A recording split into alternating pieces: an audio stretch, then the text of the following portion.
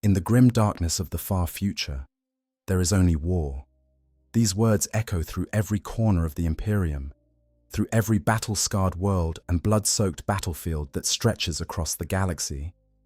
But sometimes, war is not death. Sometimes, for those unfortunate souls who find themselves at the mercy of the galaxy's most savage xeno species, war becomes something far worse than a quick end. It becomes survival in the most horrifying sense of the word. Picture, if you will, a Commissar of the Imperial Guard. This figure stands as an icon of Imperial authority, dressed in their distinctive greatcoat with its red trim, the peaked cap bearing the golden aquila sitting proudly upon their head. A bolt pistol rests at one hip, a chainsword at the other. These are the Emperor's chosen enforcers, the iron will made flesh.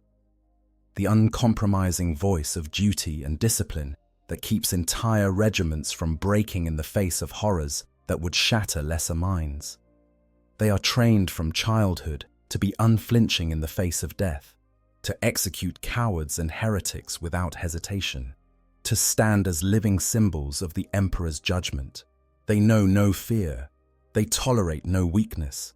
They are the very embodiment of imperial might and righteousness.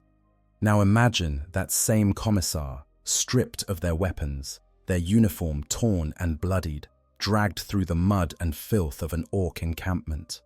The screams of dying guardsmen still echo in their ears. The acrid smoke of burning vehicles fills their lungs. Around them tower creatures of nightmarish proportions, green-skinned behemoths with tusks like daggers and muscles like coiled steel cables. These Xenos laugh in their guttural, brutal language, their voices like the grinding of metal against stone. They poke and prod at their new prize, assessing whether this human has any value beyond being crushed beneath an Ork boot. This is the reality we must confront today.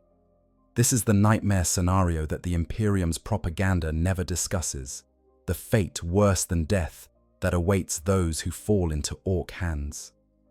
We're going to explore every terrible detail of what happens when Orks capture a Commissar, from the initial moment of defeat to the long, horrifying days that follow. We'll examine the unique challenges faced by these paragons of Imperial authority when stripped of everything except their faith and their will to survive. And we'll look at the rare, almost impossible instances where a Commissar's strength of character earns something from the Orks that humanity rarely receives: respect. The nature of the Commissar. Before we can truly understand the horror of a Commissar's capture, we must first understand what a Commissar represents. These are not ordinary soldiers. They are not even ordinary officers. A Commissar occupies a unique position within the structure of the Astra Militarum, one that sets them apart from and above the normal chain of command. Every Commissar begins their journey in one of the galaxy's many Schola Progenium facilities. These are harsh institutions run by the ecclesiarchy, the state church of the Imperium, where orphaned children of imperial servants are raised from a young age. But these are not just any orphans. The Schola Progenium takes in the children of officers who died in service to the Emperor, the sons and daughters of heroes who gave everything for humanity's survival. From the moment these children enter the Schola's austere halls, their old lives are stripped away. Their grief is channeled into faith. Their loss becomes fuel for an unbreakable dedication to the imperial creed. The training is brutal by design. Physical conditioning pushes young bodies to their absolute limits and beyond. Combat training ensures proficiency with every weapon in the imperial arsenal. Religious indoctrination occurs daily, sometimes hourly, drilling into these children's minds the absolute righteousness of the Emperor's cause and the utter necessity of obedience to his will. They learn the imperial creed by heart. They memorize the Tactica Imperialis. They study the nature of every Xenos threat the Imperium faces, and most importantly, they learn to make the hardest decisions without hesitation or remorse. A Commissar must be capable of executing a guardsman for cowardice without a moment's thought. They must be able to order decimation of an entire squad if discipline has failed. They must stand at the front of every charge, leading by example, showing that death is preferable to failure. The Schola Progenium exists to forge individuals capable of these acts, people whose dedication to duty is so absolute that nothing, not friendship, not compassion, not even self-preservation, can cause them to waver. Upon graduation, a newly minted Commissar cadet is assigned to a regiment. Here, they must earn the respect of the soldiers they will command through their actions in battle. They fight alongside the guardsmen, sharing their hardships, proving that they will not ask anything of their troops that they themselves are not willing to endure. Cadets who survive this proving period become full commissars, receiving their bolt pistol and chainsword in a ceremony held in the high chapel of their Schola Progenium. The authority granted to a commissar is nearly absolute within their assigned regiment. They answer directly to the commissariat, part of the Departamento Munitorum, and are independent of the normal military hierarchy. A commissar can overrule a regimental commander's orders. They can execute officers as readily as they execute common soldiers. They serve as a direct link between the military and the political apparatus of the Imperium, ensuring that the will of the High Lords of Terror is carried out without deviation or excuse. But with this authority comes a terrible burden. A commissar must maintain the morale of their regiment, while simultaneously being the most feared figure in it. They must inspire courage while being ready to kill those who fail to show it. They walk a razor's edge between being respected as a leader and being hated as a tyrant. The best commissars, legends like Sebastian Yarrick, manage to embody both roles perfectly, becoming figures who inspire almost religious devotion in their troops while maintaining an iron discipline. A commissar's uniform itself carries symbolic weight. The greatcoat, typically black or dark grey with red trim, marks them as apart from regular officers. The peaked cap with its golden aquila makes them instantly recognizable on any battlefield. Many commissars wear additional devotional symbols, aquila pendants, copies of imperial scripture, or other markers of their faith. Some adopt elements of their regiment's uniform to show solidarity while maintaining their distinct identity. Everything about a commissar's appearance is designed to project authority, to remind every soldier in sight that the Emperor's judgment walks among them. The bolt pistol and chainsword that every commissar carries are more than just weapons. They are symbols of the commissar's dual nature. The bolt pistol represents their authority to execute, to pass judgment with a single pull of the trigger. The chainsword represents their willingness to fight, to lead charges into the enemy, to show by example that death in battle is the highest honor a servant of the Emperor can achieve. These weapons are presented during the commissioning ceremony and are expected to be carried until death finally claims their bearer. When we consider what it means for such a figure to be captured, we must keep all of this in mind. A commissar is not simply a soldier who has been taken prisoner. They are a living embodiment of imperial authority, a person who has been shaped from childhood to represent the very pinnacle of human will and discipline. To see such a figure brought low, stripped of their weapons and their dignity, dragged into captivity by Xenos, is to witness something that challenges the very foundations of what the Imperium stands for. The Ork species, understanding the enemy. To understand the fate that awaits a captured commissar, we must first truly understand the Orks. These are not simply brutish aliens who happen to be violent. The Orks are something far more complex and far more terrifying than simple savages. They are a species specifically engineered for war, designed by beings of incomprehensible power, for a purpose that has long since been lost to the depths of galactic history. The Orks were created over 60 million years ago by an ancient race known as the Old Ones. During a conflict called the War in Heaven, fought between the Old Ones and the Necrons, the Old Ones found themselves in desperate need of warrior races to fight on their behalf. The Orks, or more accurately, their ancestors, called the Krork, were one of the Old One's solutions to this problem. These original Krork were massive beings, some standing as tall as 12 meters, wearing sophisticated armor and wielding advanced technology. They were intelligent, organized, and utterly deadly. The Orks of the current millennium are the degraded descendants of these ancient warriors. Over millions of years without the guidance of their creators, the Krork have devolved into the Orks we know today. But devolved does not mean weak. If anything, the Orks have become more successful as a species precisely because they have become simpler, more focused, more perfectly adapted to their singular purpose, eternal warfare. The biology of an Ork is unlike anything else in the galaxy. They are a hybrid of animal and fungal physiology, a combination that seems impossible yet functions with terrifying efficiency. Ork skin is thick and leathery, naturally resilient to damage. Their muscles are dense and powerful, giving even the smallest Ork boy strength that rivals or exceeds that of an adult human. Their bones are thick and difficult to break. Most remarkably, they can survive injuries that would kill any human multiple times over. An Ork can lose limbs, suffer massive blood loss, or endure organ damage that would be instantly fatal to a human, and still keep fighting through sheer, bloody-minded determination. The fungal aspect of Ork biology is what makes them so impossibly difficult to eradicate. Throughout their lives, Orks constantly shed microscopic spores from their skin. These spores are incredibly hardy, able to survive in almost any environment. When an Ork dies, they release a final massive cloud of spores. These spores settle into the soil, into water, into any crack or crevice where they can find purchase. And then they begin to grow.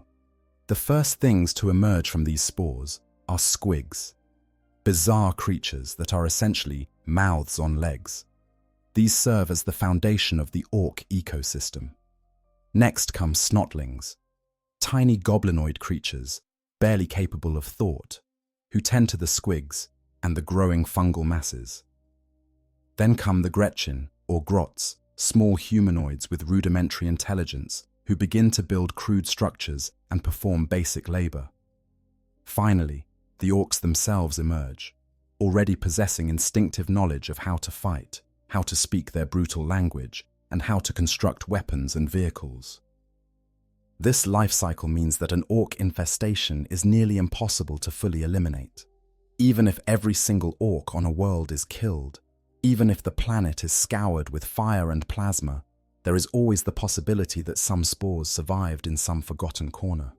Months or years later, the Orks will begin growing again. The only certain way to eliminate an Ork infestation is through exterminatus, the complete destruction of a planet's ability to support life. It is a testament to how dangerous Orks are that such extreme measures are often considered necessary. But the truly terrifying aspect of Ork biology is their gestalt psychic field. All Orks generate a low-level psychic energy, and when Orks gather in large numbers, this energy combines into something far greater than the sum of its parts. This psychic field has several effects. First, it allows Orks to instinctively recognize who among them is bigger and therefore in charge. Size matters to Orks, both literally and psychologically, and the gestalt field amplifies this. The biggest Ork automatically commands respect and obedience from smaller Orks, not through any formal hierarchy, but through a psychic understanding of dominance. Second, the gestalt field makes Ork technology work. Ork weapons and vehicles are ramshackle affairs, cobbled together from scrap metal and spare parts with no regard for safety or proper engineering. By all rights, these contraptions should explode the first time they're used. But because the Orks believe they will work, the gestalt field makes them work. Red vehicles go faster because Orks believe red is the fastest color. Guns fire even when they shouldn't have ammunition because Orks believe they're loaded. This collective belief made manifest is perhaps the most alien aspect of Ork psychology, a complete rejection of physical laws in favor of collective will. Third, and most relevant to our discussion, the gestalt field grows stronger as more orcs gather together and as they engage in violence. The excitement of battle, the joy of fighting, the sheer primal satisfaction of crushing enemies beneath their boots, all of this feeds into the gestalt field and makes it stronger. This creates a feedback loop. The more orcs fight, the stronger their field becomes. The stronger their field becomes, the more capable they become in battle. This is why orc hordes are so dangerous. It's not just the numbers, though the numbers are terrifying enough. It's that each additional orc makes every other orc more dangerous. When this gestalt field reaches a critical mass, it creates what is known as a Great Crusade. The orcs call this phenomenon many things, but to Imperial scholars, it is simply a cross between a holy war and a pub crawl, with genocide thrown in for good measure. A single orc, usually through some vision or mad inspiration, becomes convinced that the gods Gork and Mork, the twin deities of brutal cunning and cunning brutality, have chosen them for greatness. This orc begins to fight and conquer, growing larger and stronger with each victory. Other orcs are drawn to this growing power like moths to flame. Warbands combine into tribes. Tribes combine into hordes. And soon, millions or even billions of orcs are united under a single warlord, all driven by an irresistible psychic compulsion to find enemies and destroy them. During such a crusade, mech boys, the orcs who possess instinctive knowledge of technology, begin building war machines of ever greater size and complexity. Crude fortresses are cobbled together from looted materials. Entire fleets of ramshackle spacecraft are assembled. The orcs begin to move between star systems, sweeping across planets and leaving nothing but devastation in their wake. And they will not stop until either they are destroyed or they run out of enemies to fight. Once they run out of enemies, they turn on each other, the Great Crusade fracturing as warbands fight amongst themselves to prove who is strongest. The psychology of an orc is brutally simple, yet utterly alien to human understanding. Orcs live for violence. They do not fight for resources, though they loot everything they can. They do not fight for territory, though they will claim worlds as their own. They do not fight for ideology or religion in any way that humans would understand. Orcs fight because fighting is, to them, the only thing worth doing. The sensation of battle, the thrill of combat, the satisfaction of crushing an enemy, these are the only things that bring an orc genuine joy. This means that orcs have no word for diplomacy in their language. They do not negotiate except as a prelude to violence. They do not form alliances except temporarily when it means they can fight someone else. Even amongst themselves, orcs constantly fight to establish dominance. Every orc hierarchy is based purely on physical power. The biggest, strongest orc is automatically in charge. If a smaller orc thinks they can beat a larger one, they'll challenge them. If they win, they're now bigger in the eyes of other orcs, and they take the larger orc's position. If they lose, they're dead, and the hierarchy remains unchanged. Orcs have no concept of peace. To an orc, peace is not a goal to strive for, but a boring interlude between the real business of life, which is fighting. They actively seek out conflict.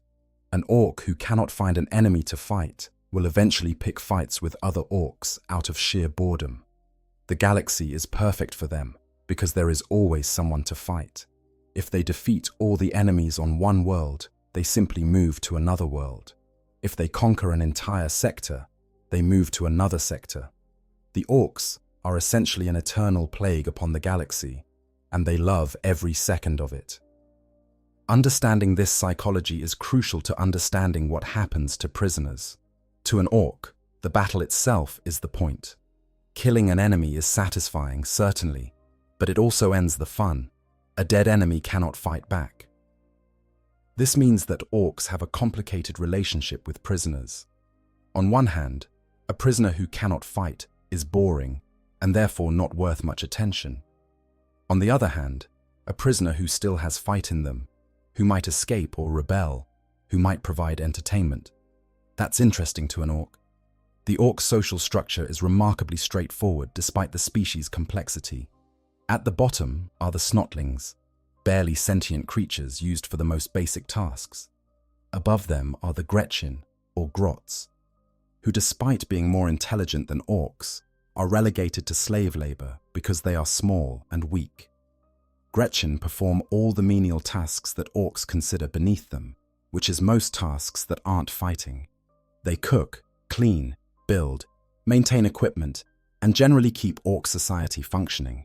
They do this under the supervision of runthirds, orcs who specialize in managing the smaller greenskins through a combination of livestock prods, whips, and casual violence.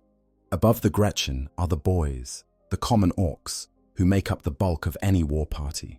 These are the foot soldiers, each one standing anywhere from 1.5 to 2.5 meters tall, massively muscular, and eager for a fight. Boys organize themselves into mobs based on shared interests in how they fight. Some prefer close combat and form up as slugger boys, charging into battle with crude pistols and brutal close combat weapons. Others enjoy shooting and become shooter boys, wielding massive crude guns that spray bullets with little accuracy but terrifying volume. Above the boys are the knobs, larger and more powerful orcs, who have proven themselves in countless battles. A knob is physically bigger than a boy, often approaching 3 meters in height, and has access to better equipment. Knobs lead the boys in battle, keeping them focused and directed through a combination of inspiration and physical violence. An orc who doesn't follow their knob's orders quickly finds themselves on the receiving end of a power claw. At the top of the hierarchy are the war bosses, the largest and most powerful orcs in any given war party.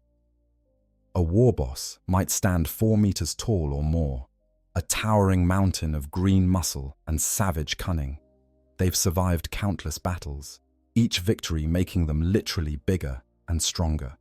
The greatest war bosses, like the infamous Gazkul Mag Uruk Thraka, can grow to truly massive proportions and command the loyalty of billions of orcs across multiple star systems. Scattered throughout orc society are the odd boys, orcs who possess specialized genetic knowledge.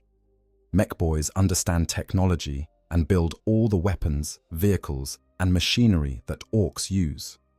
Pain boys serve as doctors, though their understanding of medicine is crude and their surgeries are often more dangerous than helpful.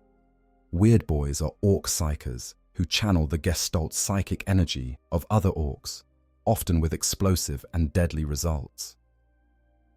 These odd boys occupy a strange position in the hierarchy.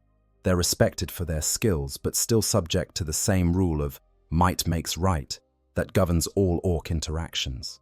This is the enemy that a captured Commissar must face. Not a conventional military force with rules of engagement and protocols for prisoners of war. Not even a savage but comprehensible opponent like chaos cultists. Orcs are fundamentally alien in their thinking, driven by instincts and desires that make no sense to human minds. They are impossibly strong, nearly impossible to kill, and they genuinely enjoy inflicting suffering on their captives, not out of malice, but out of simple entertainment value.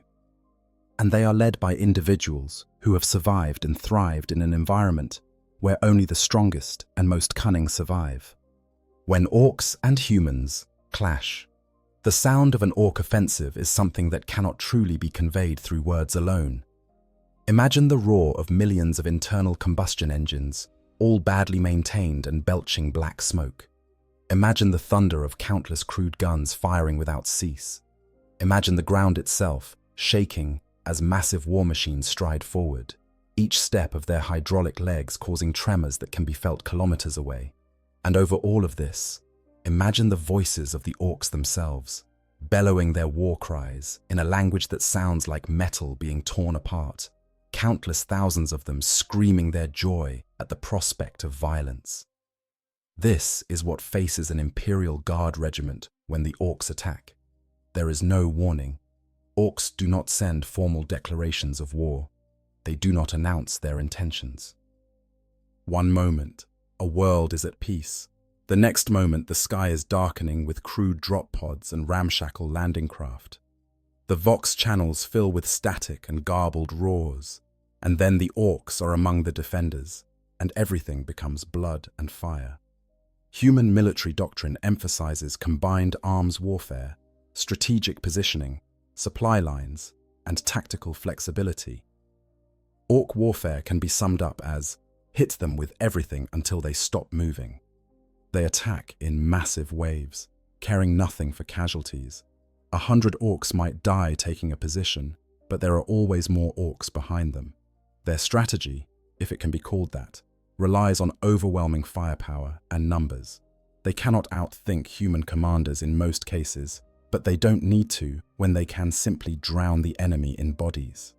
The weapons that Orks use are barely functional by human standards.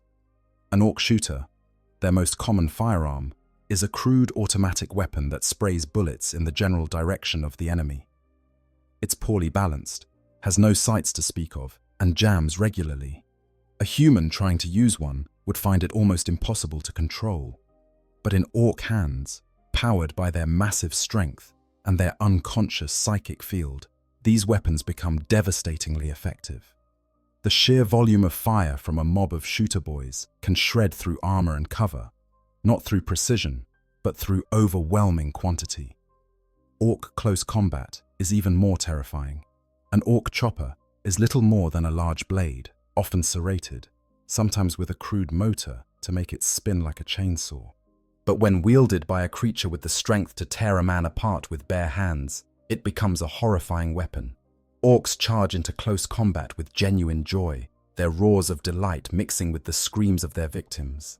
They strike with bone-crushing force, often literally, and they do not stop until everything around them is dead or they themselves are killed. For a Commissar leading Imperial Guard troops against such an enemy, every battle is an exercise in maintaining discipline against overwhelming terror. Guardsmen are trained soldiers, but they are still human. They feel fear. When they see an Ork knob shrug off hits that should have killed it 3 times over, when they watch their fellow soldiers torn apart by crude weapons, when they realize that the green tide coming toward them shows no sign of stopping no matter how many fall, that fear can turn to panic. This is where the Commissar's role becomes crucial. They stand at the front of the line, bolt pistol in hand, shouting orders and encouragement. They execute anyone who breaks and runs, making it clear that death at the hands of Xenos is no more certain than death at the hands of the Commissar. They lead charges when charges are needed, showing by example that the Emperor's servants do not flee. A skilled Commissar can hold a line that should have broken, can rally troops on the verge of rout, can turn near certain defeat into hard-won victory. But even the best Commissar cannot win every battle. Sometimes the numbers are simply too overwhelming. Sometimes the Orks bring war machines that cannot be stopped with the available firepower. Sometimes the supply lines are cut and ammunition runs out. Sometimes a particularly cunning Ork war boss outmaneuvers the Imperial forces. And sometimes fate simply turns against humanity. When a battle turns against the Imperium, when the line breaks and the Orks surge forward, decisions must be made in seconds. Does the Commissar order a fighting retreat? Do they call for a last stand to buy time for evacuation? Do they lead a desperate charge to try to break through the enemy lines? Every option carries terrible risks. Retreat might save some soldiers but abandons the position. A last stand means certain death for everyone. A charge might succeed or might simply throw away lives for nothing. It's in these moments of chaos that capture becomes most likely. A Commissar leading a charge might find themselves surrounded, cut off from their regiment, fighting desperately against enemies on all sides.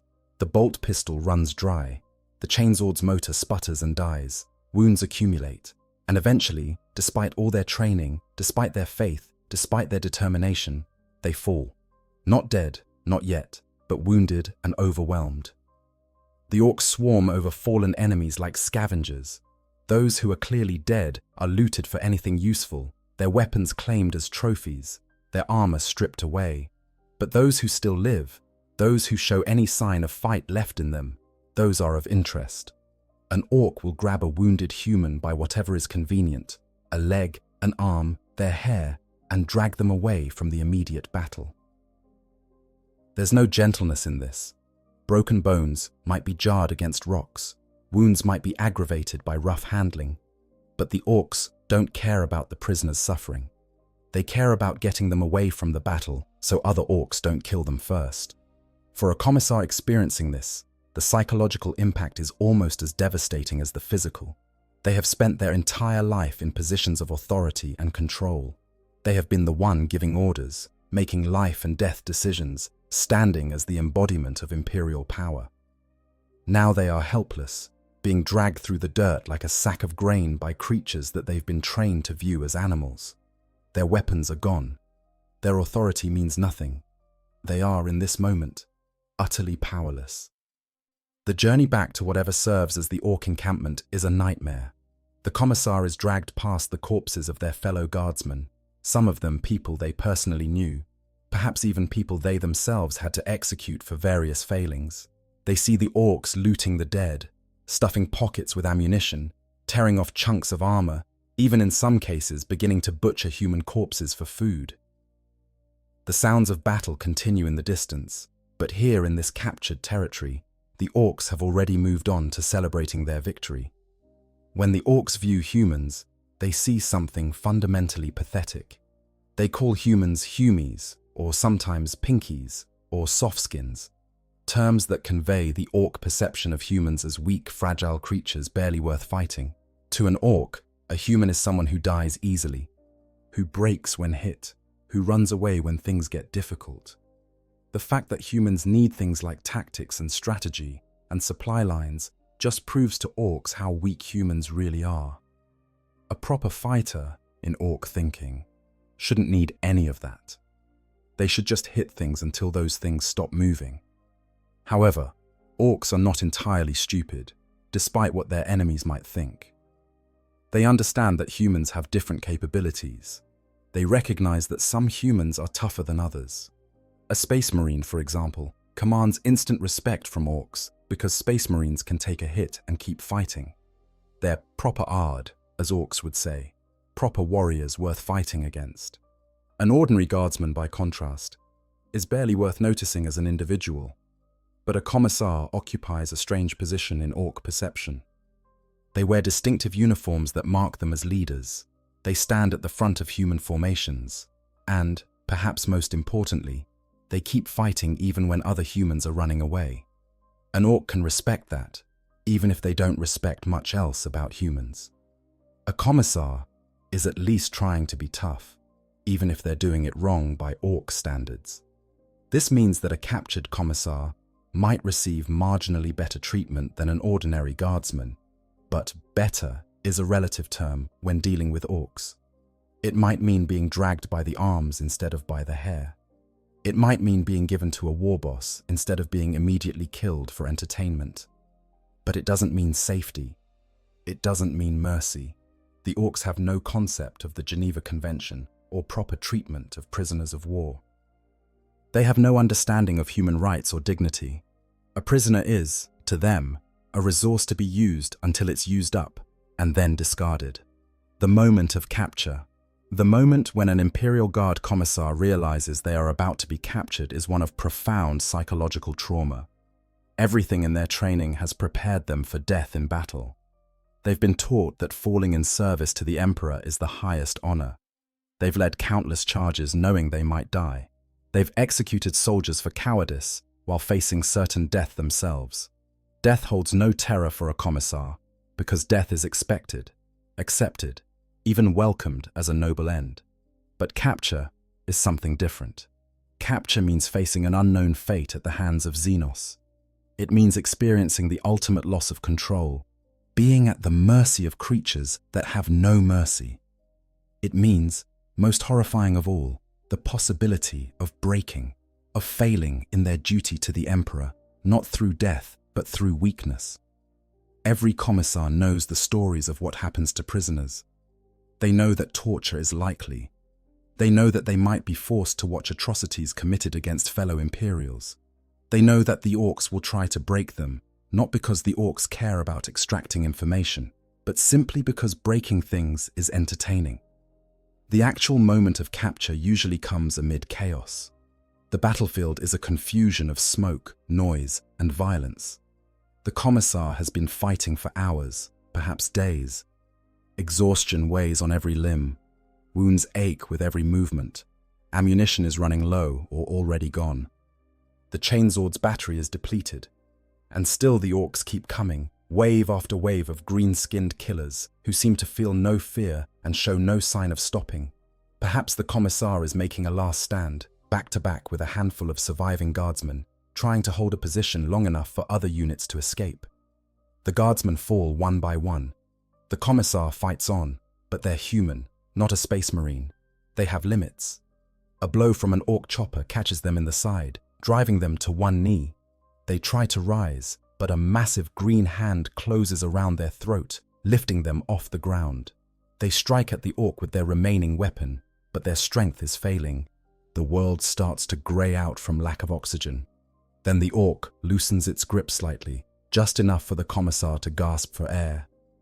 The creature examines them with small, piggy eyes that gleam with cruel intelligence. It says something in its guttural language to other Orks nearby.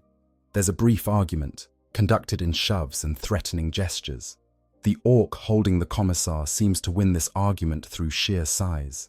It drops the Commissar roughly to the ground and gestures to a pair of smaller Orks. These Orks, perhaps boys or even Gretchen under Ork direction, grab the Commissar's arms. They strip away the bolt pistol, taking care to avoid its business end despite their apparent lack of caution about everything else. The chainsword is yanked from its sheath. The peaked cap is knocked off, trampled into the mud. One of the Orks finds the Commissar's Aquila pendant and tears it from their neck, holding it up like a trophy before stuffing it into a pocket. The greatcoat is roughly searched for anything useful. Imperial identification papers, Vox equipment, even the small prayer book that many Commissars carry. All of it is taken or discarded. Then comes the journey. The Orks drag their prisoner away from the immediate battlefield. If the Commissar is lucky, they're allowed to walk, though allowed is a generous term when being prodded forward by Ork guns. If they're unable to walk due to injuries, they're dragged. The Orks don't particularly care which. They have their prize, and that's what matters. The path leads through the aftermath of battle, and this is where the true horror begins to sink in. The Commissar sees what has become of their regiment. Bodies lie everywhere, most of them too damaged to identify. Orks are already at work looting the dead, their massive hands surprisingly nimble as they strip away weapons and equipment. Gretchen scurry about, dragging heavy loads, sometimes fighting with each other over choice pieces of loot. But worse than the dead are the dying. Here lies a guardsman with a massive wound in their gut, clutching at intestines that are spilling out, calling weakly for help that will never come. There lies a soldier who has lost both legs, trying futilely to drag themselves to safety. An Ork passes by this wounded soldier and, almost casually, brings a boot down on their head with a wet crunch. The Ork didn't do it out of malice or even strategy. It just saw something weak and broken and instinctively finished it off, the same way a human might step on an injured insect. The Commissar is forced to watch these scenes. They cannot help. They cannot even speak words of comfort. Their authority, the thing that has defined their entire adult life, means absolutely nothing here. They are not the Emperor's justice made manifest. They are not the iron will that never breaks. They are simply another prisoner, another piece of loot taken in battle, no more significant than a captured lasgun. As they're dragged toward wherever the Orks are keeping prisoners, the Commissar begins to realize the full magnitude of their situation. This is not a temporary setback before rescue. Imperial doctrine regarding prisoners taken by Xenos is clear. They are likely already considered dead by their superiors. No major rescue operations will be mounted. The Imperium's resources are too precious, too desperately needed elsewhere, to waste on the slim hope of saving a few prisoners from Ork captivity. The Commissar knows this. They've enforced this policy themselves, ordering troops to advance even when it meant abandoning wounded comrades to their fate. But knowing this intellectually and experiencing it personally are very different things.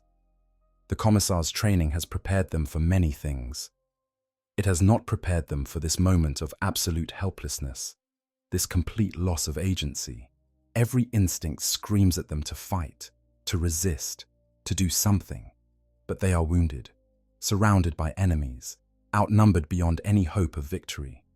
Resistance now would simply mean death, and while death might be preferable to what lies ahead, there's also the possibility, however slim, of eventual escape or rescue.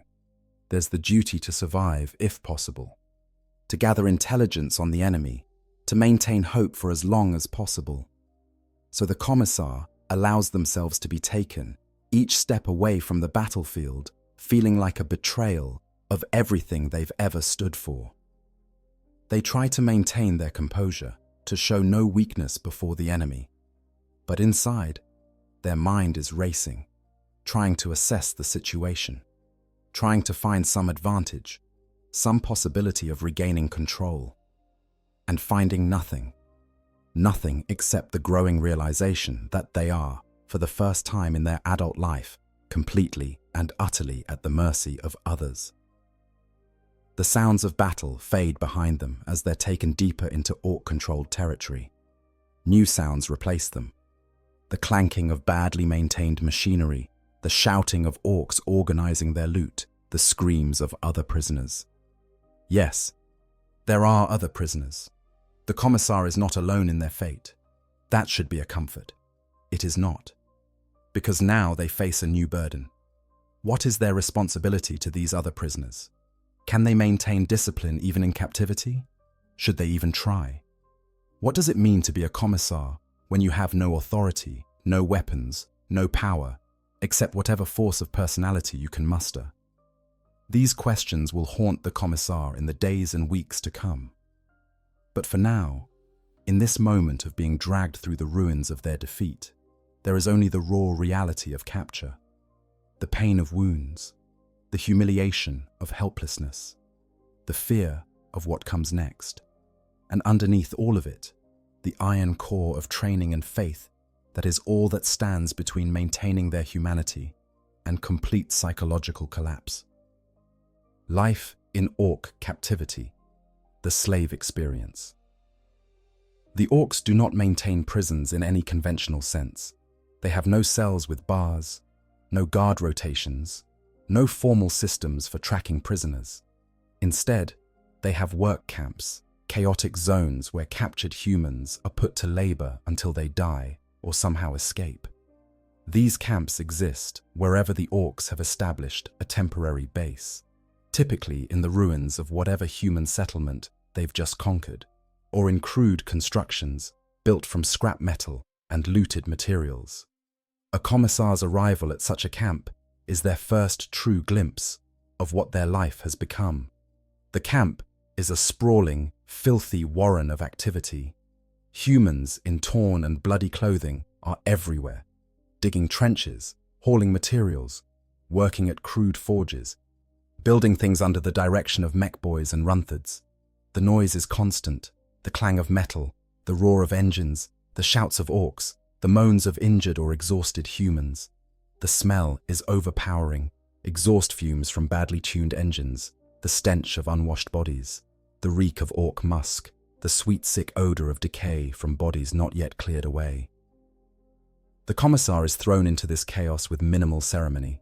Perhaps an Ork runthard, easily identifiable by the long stick they carry and the pack of Gretchen following them, comes over to assess the new arrival.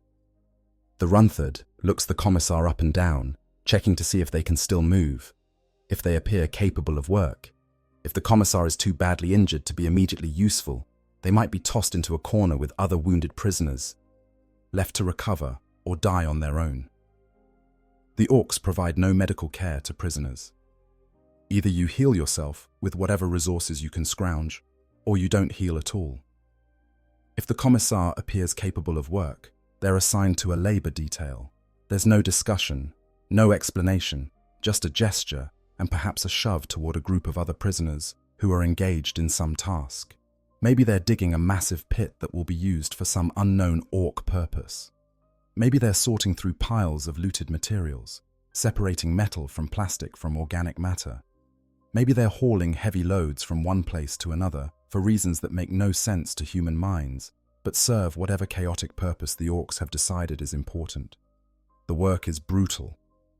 Orcs have no understanding of human physical limitations and no interest in preserving the health of their slave labor. If a human cannot lift something, the solution is to beat them until they find the strength. If a human collapses from exhaustion, they might be allowed to rest for a moment, or they might be kicked until they get up, or they might be left where they fell and replaced with another prisoner. The orcs running the camp don't track individual prisoners or care about their well-being. Prisoners are interchangeable resources, and there are always more prisoners being brought in from new battles. Working alongside the human prisoners are Gretchen, the small goblinoid servants who occupy the same social rung as human slaves in orc society. This creates a strange dynamic.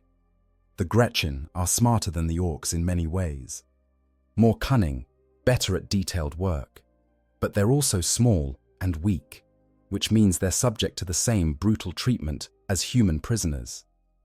The Gretchen don't see humans as equals or allies. They see them as competition for resources, and maybe as a group they can feel superior to, since at least Gretchen are natural parts of orc society, while humans are just food that walks. A Commissar in this environment faces challenges they have never been trained for. Their entire identity has been built around authority and leadership. They're accustomed to giving orders and having them obeyed instantly. But here, they have no authority at all. The other prisoners might recognize them as a Commissar based on whatever remains of their uniform, but that recognition doesn't translate into obedience. Why should it? The Emperor's authority means nothing here. The Commissariat cannot protect anyone in this place. The only law is orc law, work or die. Yet despite this, many Commissars instinctively try to impose some kind of order on the chaos around them.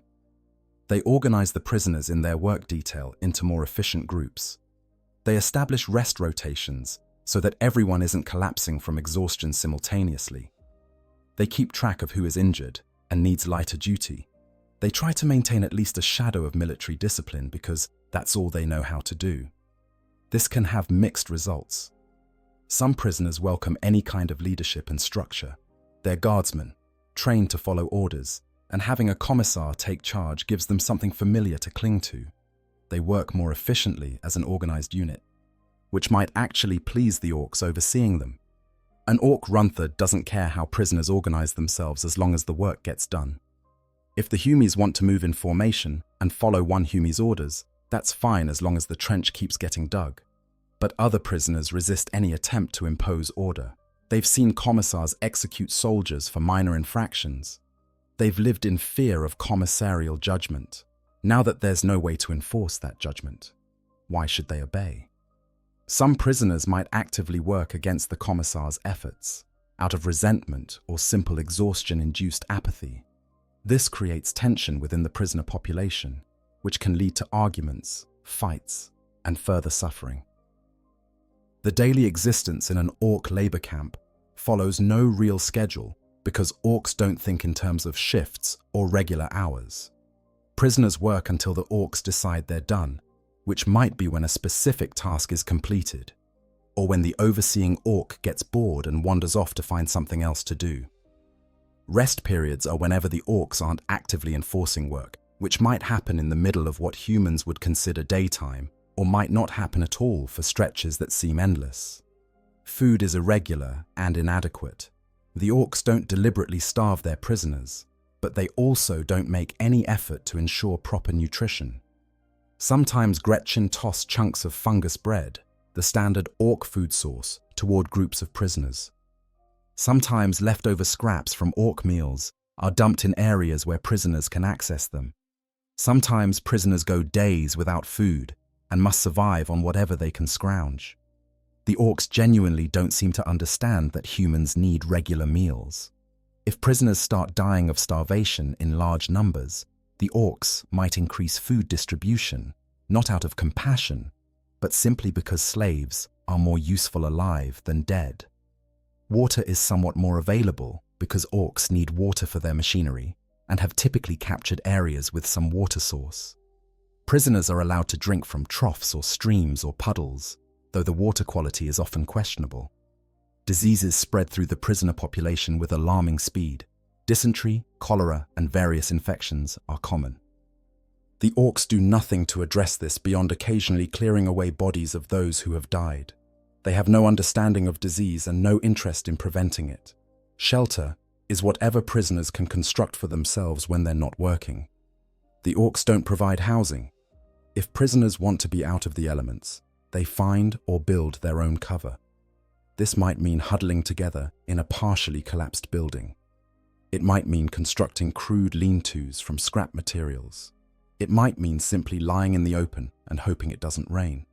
The Orks don't care where prisoners sleep as long as they're available for work when needed. Personal hygiene becomes impossible. There are no facilities for bathing or cleaning. Prisoners wear the same clothes they were captured in until those clothes fall apart. They become covered in dirt, sweat, and worse. Wounds that are not cleaned become infected. Minor injuries that would have been easily treatable with basic medical care become life-threatening conditions. The Commissar, who has always maintained immaculate appearance as part of their role, must come to terms with being as filthy and degraded as everyone around them. The psychological toll of this existence is crushing. Each day blurs into the next in a haze of exhaustion, pain, and despair. Prisoners stop thinking about escape or rescue and focus simply on surviving the next hour, the next work assignment. Personalities begin to fray under the constant stress. Some prisoners become shells of themselves, moving mechanically through tasks with dead eyes. Others become savage, hoarding food, fighting over scraps, willing to harm fellow prisoners for tiny advantages. For a Commissar watching this degradation, including their own, the experience challenges everything they believe about humanity and the Emperor's will.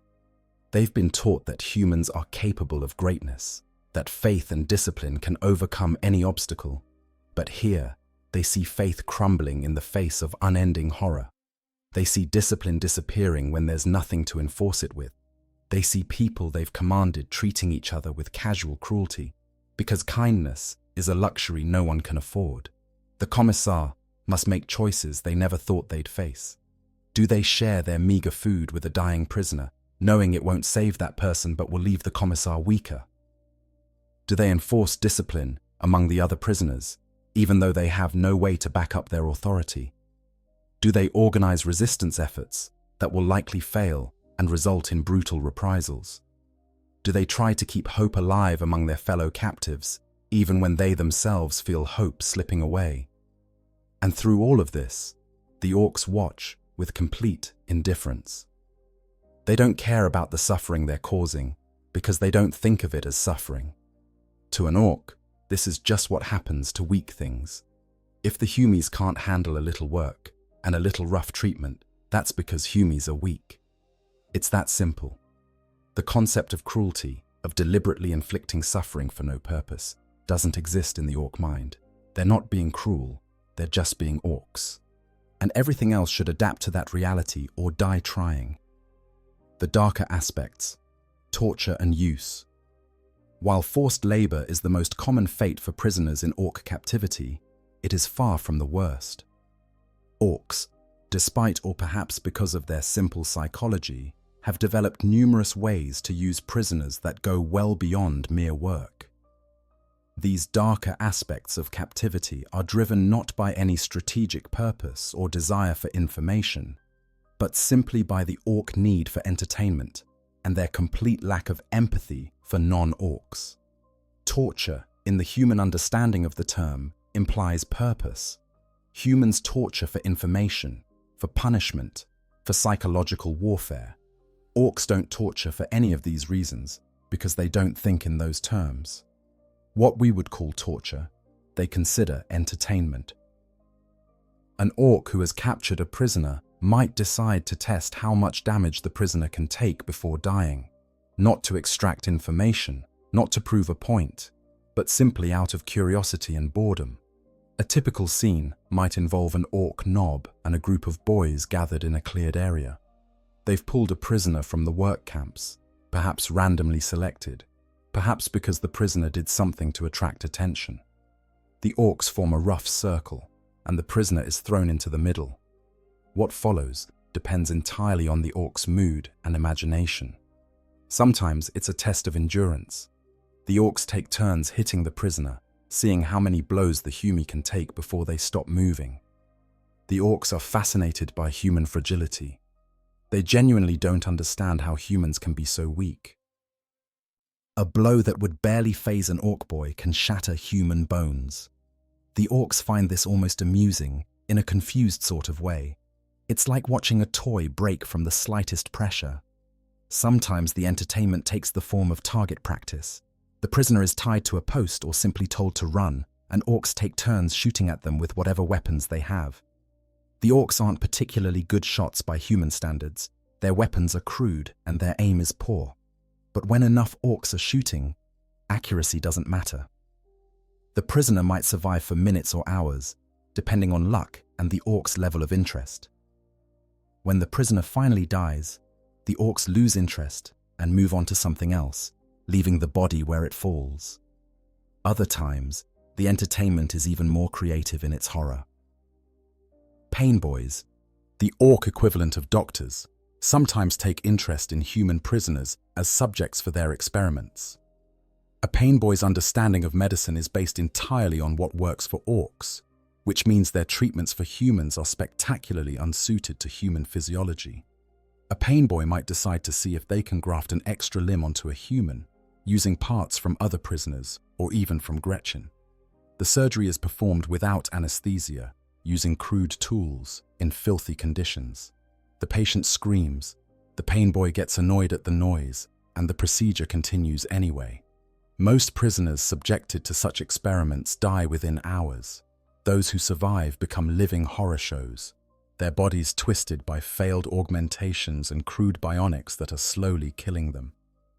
Perhaps most disturbing is the orc practice of using humans as food. Orcs are omnivores, capable of eating virtually anything organic. Their primary food source is fungus, which grows rapidly wherever orcs establish themselves. But orcs will eat meat when it's available, and humans qualify as meat. The practice isn't systematic or widespread enough to be called cannibalism in the strictest sense, since orcs aren't human. But from the prisoner's perspective, the distinction doesn't matter. An orc who is hungry might simply grab a prisoner and drag them to a cooking fire. The prisoner's fate is mercifully quick in most cases. Orcs prefer fresh meat and don't have the patience for complex preparation. But sometimes, if the orc is in a particularly leisurely mood, the prisoner might be kept alive as long as possible during the butchering process, not out of sadism. The orc genuinely doesn't understand that this causes suffering. They're just working with their food the same way a human might pluck a live chicken without considering the chicken's experience. Historical records from the beast. Arise's conflict in the 32nd millennium revealed an even more horrifying practice. When orc populations grow large enough and remain in one area long enough, they sometimes begin breeding humans for food in a systematic way. Entire camps were discovered filled with humans who had been modified over generations, bred to be docile and easily managed. These poor souls were born without teeth, without hair, without the capacity for complex thought. They were kept in pens, fattened on fungus, and slaughtered when needed. This represents orc society at its most developed and organized, and it is perhaps the most nightmarish vision of what total orc victory over humanity would look like. For a commissar who learns of these practices, either through witnessing them or hearing accounts from other prisoners, the psychological impact is devastating. Their entire life has been built on the assumption that the Imperium, despite its cruelty and its callousness, represents humanity's best hope for survival. They've enforced harsh discipline, executed their own troops, because they believed that this was necessary to preserve humanity against the horrors of the galaxy. But seeing these horrors up close, experiencing them personally, forces a commissar to confront questions they've never had to seriously consider. Is human life sacred simply because it's human, or does it only have value when it serves the Emperor? If the Emperor's protection is absent, if imperial power means nothing in this place, what then is the purpose of faith? Can a human maintain their humanity when stripped of all dignity, all autonomy, all hope? And perhaps most troubling, do the Orks even understand they're doing something wrong? How do you fight an enemy that commits atrocities not from malice, but from simple ignorance of why such things might matter? These questions eat at a commissar's mind during the rare moments when they're not actively struggling to survive. The answers they find, or fail to find, will determine whether they can maintain their psychological integrity or whether they slowly fracture under the weight of their experiences. There are also uses for prisoners that fall into grey areas between labor and entertainment. Orks staging an attack might use prisoners as shields, literally pushing them ahead of the Ork advance to absorb the first volleys of enemy fire. The prisoners have no weapons, no armor, no chance of survival. They're simply living obstacles meant to waste enemy ammunition and reveal enemy positions. The Orks see nothing wrong with this tactic. After all, if the humies aren't useful in one way, they might as well be useful in another. Prisoners might also be used to test captured weapons or equipment. If the Orks have captured Imperial vehicles or weapons and want to see if they still work, they'll force prisoners to use them, sometimes with deliberately sabotaged equipment, just to see what happens. A prisoner might be given a lasgun that the mech boys have modified and told to shoot it. The gun explodes, killing the prisoner instantly. The mech boys laugh and make notes about not modifying weapons in quite that way again. The prisoner's death served a purpose, just not one that benefited the prisoner. Some Orks keep prisoners as personal servants, though this is relatively rare. An Ork war boss might decide they want a humie to carry their extra ammunition or maintain their equipment. This can actually be one of the better fates for a prisoner, relatively speaking, because being directly attached to a powerful Ork provides some protection from other Orks. The war boss might beat their servant regularly, might kill them in a fit of anger, but they also prevent other Orks from simply eating the servant or using them for target practice. The prisoner essentially becomes a very mistreated pet, which is a horrible existence, but still better than most alternatives. Through all of these horrors, a commissar must somehow maintain their sense of self. They've been trained to face death without fear, but nothing in their training prepared them for this kind of systematic degradation. They've been taught that humans are made in the Emperor's image, and that this gives human life inherent worth. But the Orks treat humans as less than animals, as things without value beyond their immediate utility. And there's no way to convince Orks otherwise because they lack the capacity to understand the concept. The psychological defense mechanisms that many commissars develop involve retreating into ritual and faith. Even when everything else is gone, they can still pray. They can still recite the Imperial Creed, the litany against fear, the remembrance of the fallen. They can maintain the mental disciplines that were drilled into them during their training. These rituals provide structure in a structureless environment, meaning in a meaningless existence. They are threads of sanity to cling to when everything else suggests that sanity itself is a luxury that prisoners cannot afford. But even these defenses can fail. A commissar who witnesses enough horror, who experiences enough suffering, might find their faith crumbling despite all their training. They might begin to question whether the Emperor even exists in any meaningful sense, whether humanity deserves to survive, whether there's any point to anything at all.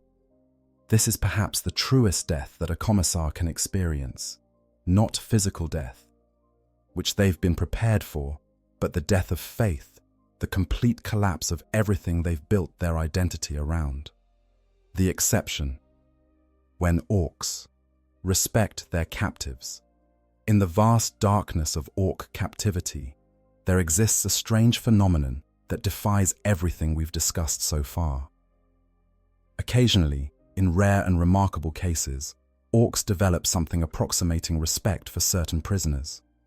This is so unusual that it deserves examination on its own, both to understand the psychology behind it and to recognize what it means for the prisoner involved. Orks have a concept in their language that doesn't translate perfectly to Gothic, but which Imperial scholars render as scumgrod. The literal meaning is disputed, but it roughly translates to favorite enemy or worthy opponent. A scumgrod is someone who fights so well, who proves so challenging to defeat, who embodies such pure combative spirit that the orc doesn't want them to die because that would end the fun. This is fundamentally alien to human thinking. Humans develop respect for enemies based on honor, shared values, or mutual recognition of each other's humanity. Orcs have none of these considerations. An orc respects someone purely based on how good a fight they provide. It doesn't matter if the enemy is human, Aeldari, another orc, or something else entirely.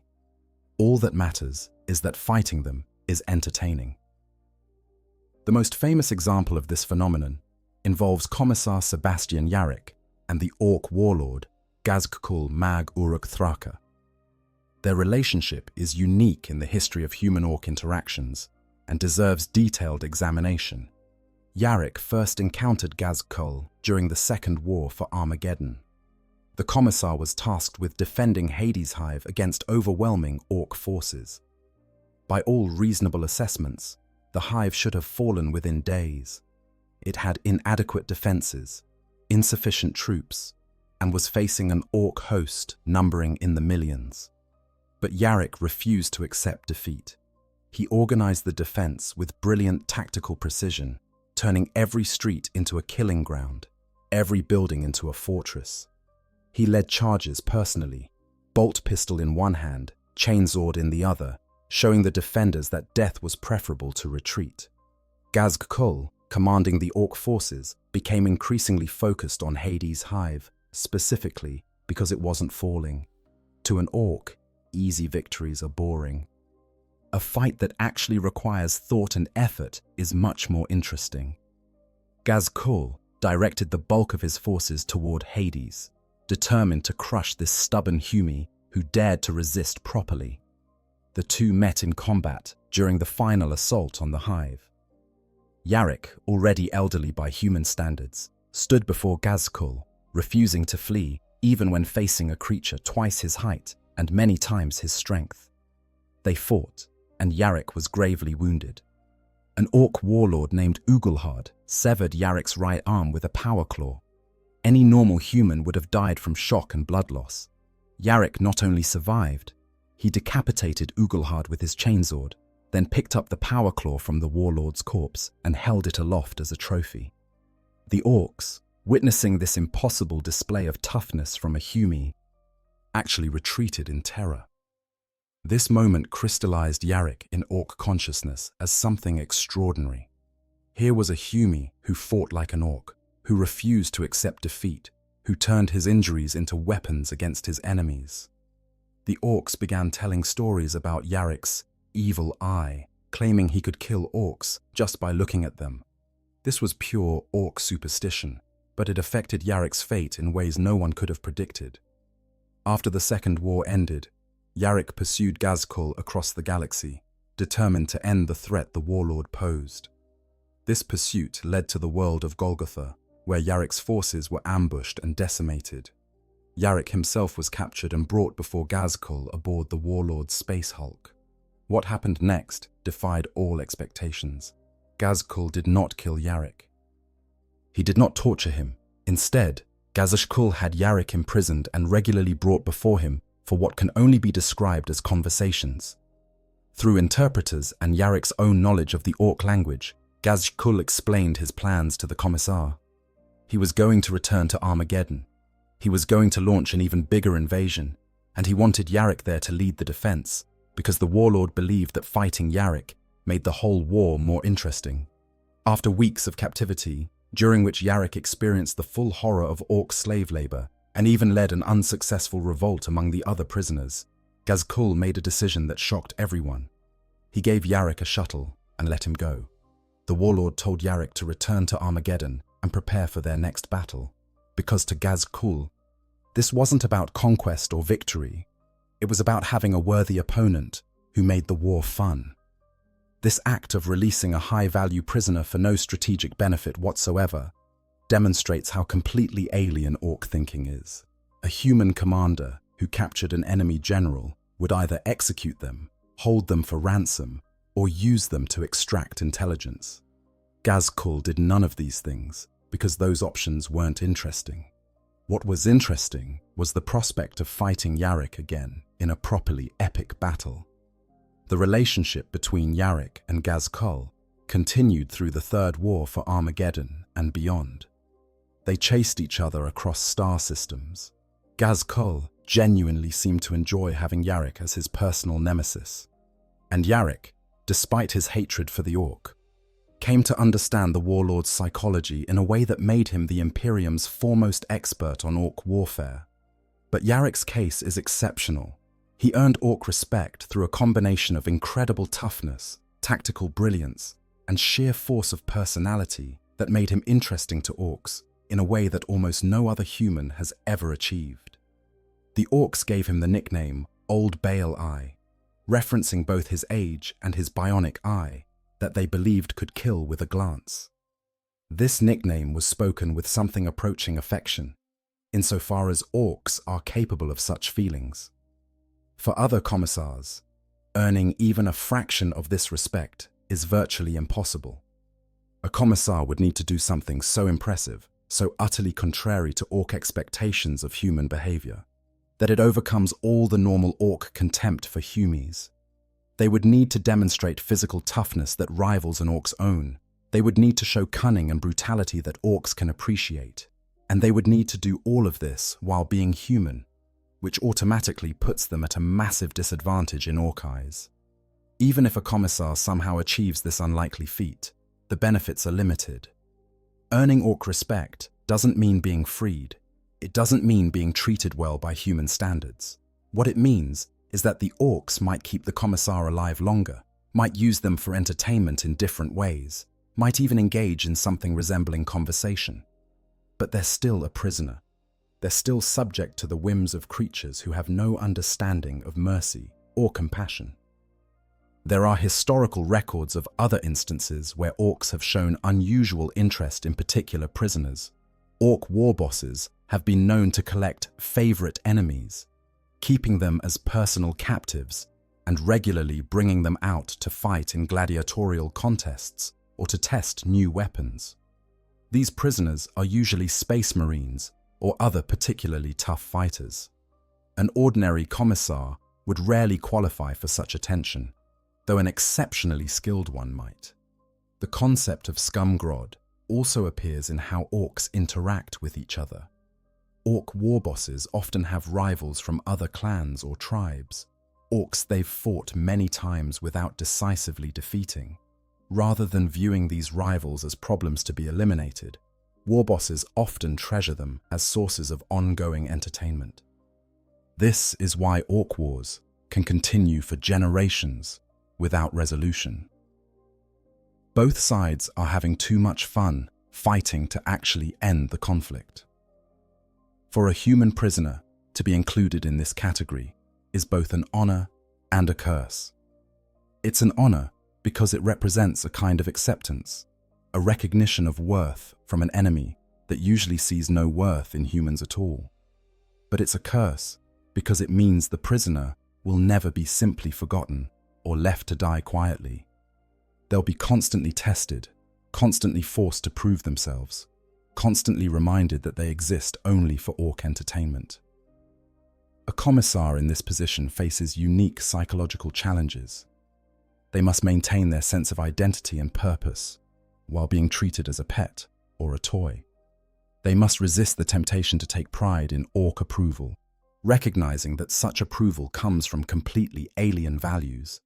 They must continue to view Orks as the enemy, even when those Orks are treating them with something resembling respect. And perhaps most difficult of all, they must avoid the trap of Stockholm Syndrome. When the only positive interactions in a prisoner's life come from the enemy, when the only moments of not being brutally abused come from pleasing Orks, through combat or conversation, the psychological pressure to identify with the captors becomes intense. A commissar who starts to sympathize with Ork viewpoints, who starts to think of themselves as a valued member of an Ork warband rather than a prisoner, has in some ways experienced a fate worse than death. They've lost their identity as an Imperial servant and become something else entirely. The key to understanding Ork respect is recognizing that it changes nothing fundamental about the prisoner's situation. They're still a captive. They're still property in Ork eyes. The Orks just happen to find them entertaining, which means they'll live longer but also experience different kinds of suffering. It's not salvation. It's not even particularly better treatment. It's just different. And sometimes that difference is its own kind of horror. The Commissar's unique challenge. A captured Commissar faces challenges that other prisoners simply do not. These challenges arise from the fundamental contradiction between what a Commissar is and what a prisoner must become to survive. Understanding these challenges requires examining both the practical difficulties and the deeper philosophical crises that captivity creates. From a practical standpoint, a Commissar's most immediate challenge is other prisoners' expectations. The surviving guardsmen in the Ork labor camp know what a Commissar is. They've lived in fear of commissarial judgment their entire military careers. They've watched Commissars execute soldiers for cowardice, for questioning orders, for showing any weakness. Now, those same Commissars are as powerless as everyone else. This creates a complex social dynamic. Some guardsmen look to the Commissar for leadership, hoping that the same iron will that kept regiments functional in combat can bring some order to the chaos of captivity. These soldiers want to believe that Imperial authority still means something even here. They want structure, discipline, purpose, anything that makes them feel less like animals and more like soldiers. A Commissar who can provide this serves a vital role in maintaining prisoner morale. But other guardsmen see the Commissar's captivity as proof that Imperial authority was always a lie. If the Emperor's chosen enforcers can be reduced to slaves like everyone else, what was the point of all the fear and discipline? These soldiers may treat the captured Commissar with open contempt, even hostility. Years of resentment at harsh discipline and summary executions come pouring out now that there are no consequences for disrespect. The Commissar might find themselves isolated, avoided, or even actively sabotaged by the very soldiers they once commanded. A skilled Commissar must navigate this treacherous social terrain while having no actual authority to enforce their wishes. They cannot execute dissenters. They cannot even really punish anyone except through force of personality and the threat of group exclusion. All they have is their training, their experience, and whatever respect they can earn through actions rather than rank. Many Commissars attempt to maintain discipline among the prisoners despite these limitations. They organize work details more efficiently, establishing systems that minimize suffering while still getting required tasks done. They mediate disputes between prisoners before those disputes escalate into violence. They try to maintain basic hygiene standards and share resources fairly. These efforts don't restore Imperial authority, but they do create small pockets of order within the larger chaos. However, these efforts can backfire. Ork overseers, particularly runthirds, notice when prisoners organize themselves too well. A runthird doesn't understand or care about the details of how Humies manage their work, but they can recognize when prisoners are becoming a cohesive unit rather than a collection of individuals. A cohesive unit might organize a revolt. They might attempt escape. They pose more of a potential threat than scattered, demoralized prisoners. When this happens, the Ork response is typically brutal and irrational. The runthird might deliberately break up effective work groups, scattering prisoners to different tasks. They might single out the perceived leader, which would be the Commissar, for extra punishment or torture. They might kill several prisoners at random just to break the sense of group cohesion. From the Ork perspective, this makes perfect sense. Keep the Humies weak and divided so they can't cause trouble. From the prisoner perspective, it means that the Commissar's efforts to help have resulted in more suffering. This creates a terrible moral dilemma for the Commissar. Should they continue trying to organize and lead, knowing it might result in reprisals? Should they deliberately avoid leadership to keep the prisoners safe? Is maintaining even a shadow of imperial discipline worth the cost in lives? These questions have no clear answers, and the wrong choice can result in deaths that the Commissar feels personally responsible for. The deeper challenge facing a captured Commissar is philosophical rather than practical. Everything in their training has taught them that they represent the Emperor's will, that their authority comes from divine sanction, that their purpose is to enforce discipline in service of humanity's survival. Captivity strips all of this away, revealing uncomfortable truths that most Commissars have never had to confront. A Commissar's power, it turns out, comes not from any inherent righteousness, but from institutional backing. Take away the institution, the military structure, the threat of execution, and what's left? Just another human, as vulnerable as anyone else. This realization can be psychologically shattering. If a Commissar's authority was always just institutional rather than divinely sanctioned, what does that say about all the executions they've carried out? Were those acts of necessary discipline, or were they simply murders enabled by systemic power? Different Commissars respond to this crisis in different ways.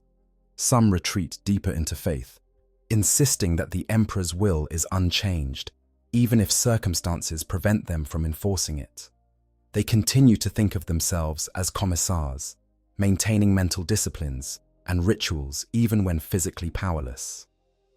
For these individuals, identity comes from internal conviction rather than external validation. They are Commissars because they believe they are, and no amount of degradation can change that. Others experience a collapse of faith and identity. They realize that everything they've built their lives around was dependent on circumstances that no longer exist. Without the power to enforce their will, without the backing of the Imperium, they're just another slave. This realization can lead to despair, to complete psychological breakdown, or to a profound re-evaluation of everything they've ever believed. Some Commissars find a middle path, maintaining their core identity while adapting to new circumstances. They recognize that they can no longer be enforcers of imperial authority, but they can still be leaders in a different sense. They can still help their fellow prisoners through example, through counsel, through the kind of quiet support that doesn't require authority to provide.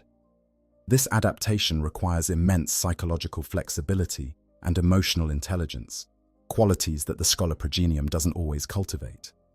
The Commissar must also grapple with questions about the nature of humanity and civilization. In the Ork labor camp, they witness humans descending into savagery.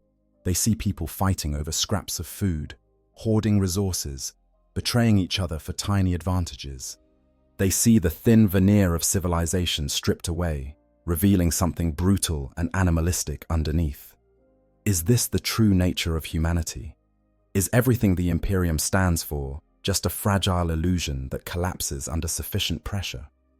Alternatively, they also witness remarkable acts of kindness and solidarity. Prisoners sharing food with those too weak to work. Soldiers covering for each other when Orks demand individual punishment. People risking their own safety to help others. These acts suggest that humanity is capable of goodness even in the worst circumstances, that the Imperial Creed's teachings about human worth and dignity aren't entirely false. A Commissar, watching these competing tendencies, must decide what they believe about human nature. Are people fundamentally good, requiring only the right circumstances to show that goodness? Are they fundamentally selfish, requiring external discipline to behave morally? Or is there no such thing as fundamental human nature, just individuals responding to situations in various ways? The answer they arrive at will profoundly affect how they interact with other prisoners and how they think about their own past actions. There's also the challenge of maintaining hope. A Commissar knows Imperial doctrine regarding prisoners. They know that no rescue is coming. They know that even if they somehow escape, they'll face intense scrutiny about possible corruption or compromise. They know that capture by Xenos often results in being declared dead, regardless of actual survival. Hope, under these circumstances, requires willful delusion or a redefinition of what hope means. Some commissars maintain hope by focusing on immediate survival rather than distant rescue. Each day survived is a victory. Each act of resistance, however small, is a triumph. Hope becomes not about eventual freedom, but about maintaining humanity in the face of dehumanization. It's a subtle but important shift in perspective. Others find hope in faith, believing that the Emperor watches over them even in captivity, that their suffering has meaning in some grand cosmic plan. This faith might seem irrational to outsiders, but it provides the psychological sustenance needed to continue existing rather than giving up and dying. The truth or falsity of the faith matters less than its utility in maintaining will to live. Perhaps the hardest challenge is accepting powerlessness.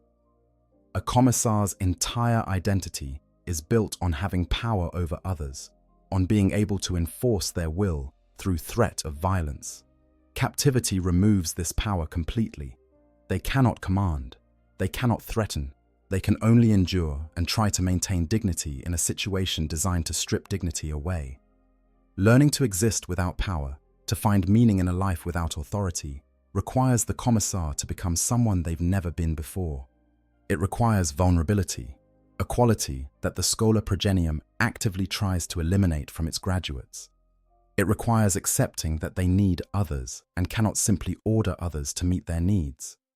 It requires, in essence, becoming more fully human by letting go of the superhuman role they've always played.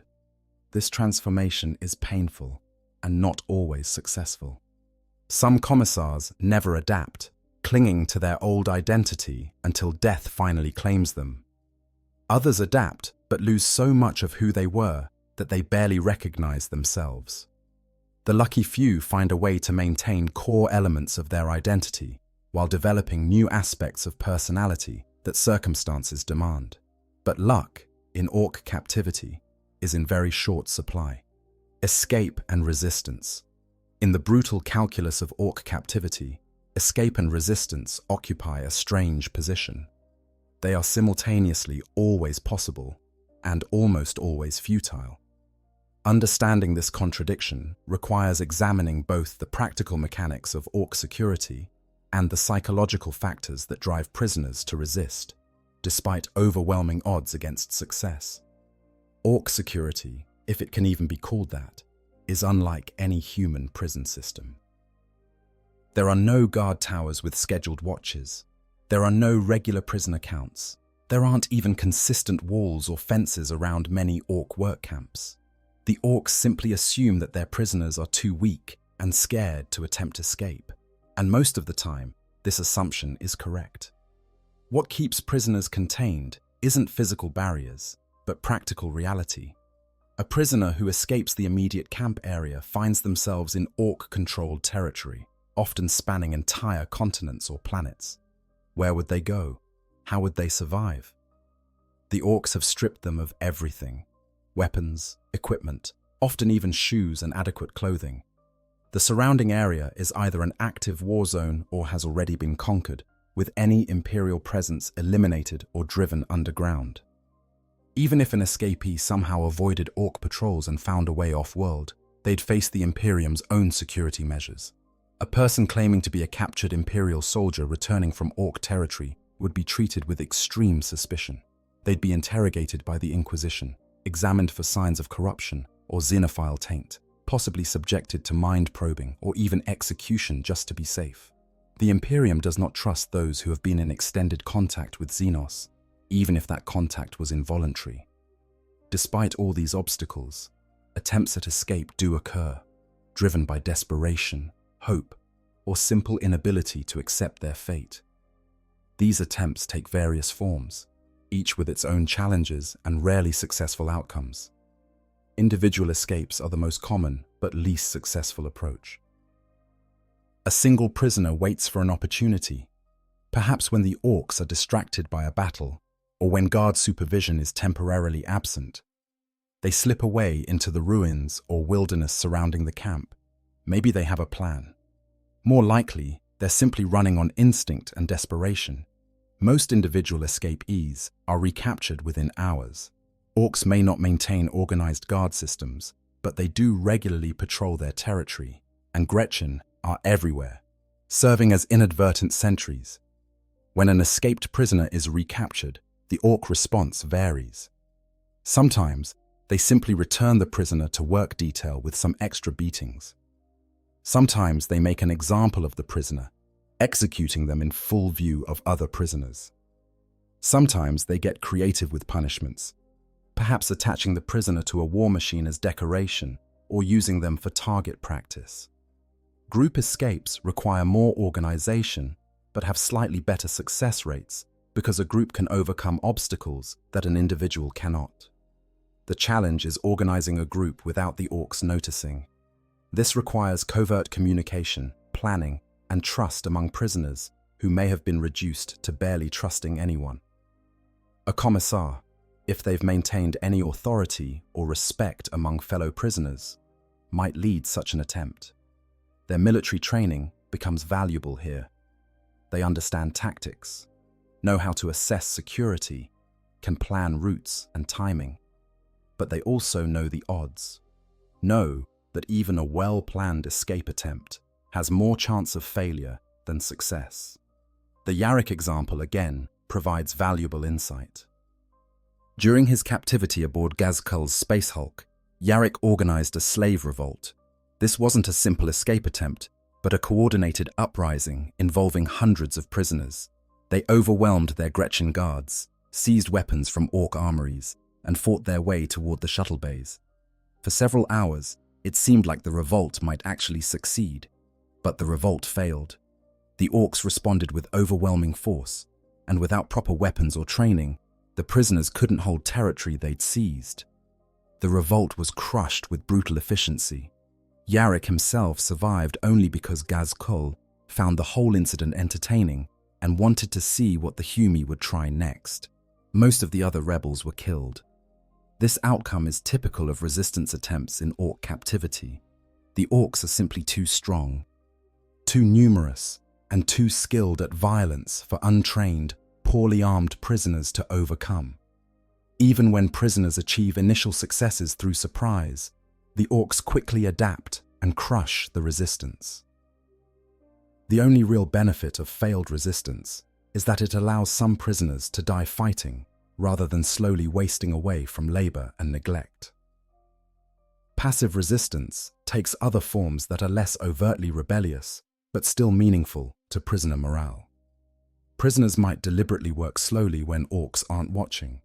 They might sabotage equipment in subtle ways that make it fail later. They might pass information about Ork plans to other prisoner groups in hopes that this information might eventually reach Imperial forces. These acts don't lead to escape, but they help prisoners maintain a sense of agency, a feeling that they're not completely helpless. A Commissar engaging in passive resistance faces interesting moral questions. Is it right to encourage sabotage that might bring Ork reprisals against innocent prisoners? Is it worth working slowly if it means Orks will beat prisoners to make them work faster? Does passive resistance actually accomplish anything, or is it just a psychological comfort that comes at others' expense? The role of faith in sustaining resistance cannot be overstated. Prisoners who maintain belief in the Emperor, who continue to pray and perform devotional rituals, often show greater resilience and will to resist than those who've lost faith. A Commissar, as a symbol of imperial authority even in captivity, can be crucial in maintaining this faith. By leading prayers, by reciting the imperial creed, by reminding prisoners of their duty to the Emperor, the Commissar helps maintain the psychological foundations that make resistance possible. But this spiritual leadership comes with costs. The Commissar becomes a lightning rod for both hope and resentment. Those who maintain faith look to them for guidance. Those who've lost faith blame them for perpetuating false hope. The Commissar must somehow meet both groups' needs while managing their own doubts and despair. Some prisoners find unexpected allies in their resistance efforts. Gretchen, despite being part of Ork society, are themselves oppressed and resentful of their Ork masters. Occasionally, a Gretchen can be convinced to help prisoners, providing information about Ork movements or looking the other way during escape attempts. These alliances are dangerous because Gretchen are fundamentally untrustworthy, more likely to sell out the prisoners for personal advantage than to maintain any agreement. But desperate times create strange partnerships. The timing of resistance attempts matters greatly. When Orks are distracted by major battles, when their attention is focused outward rather than on managing prisoners, opportunities for successful escape increase marginally. A Commissar with tactical knowledge can identify these moments and coordinate escape attempts accordingly.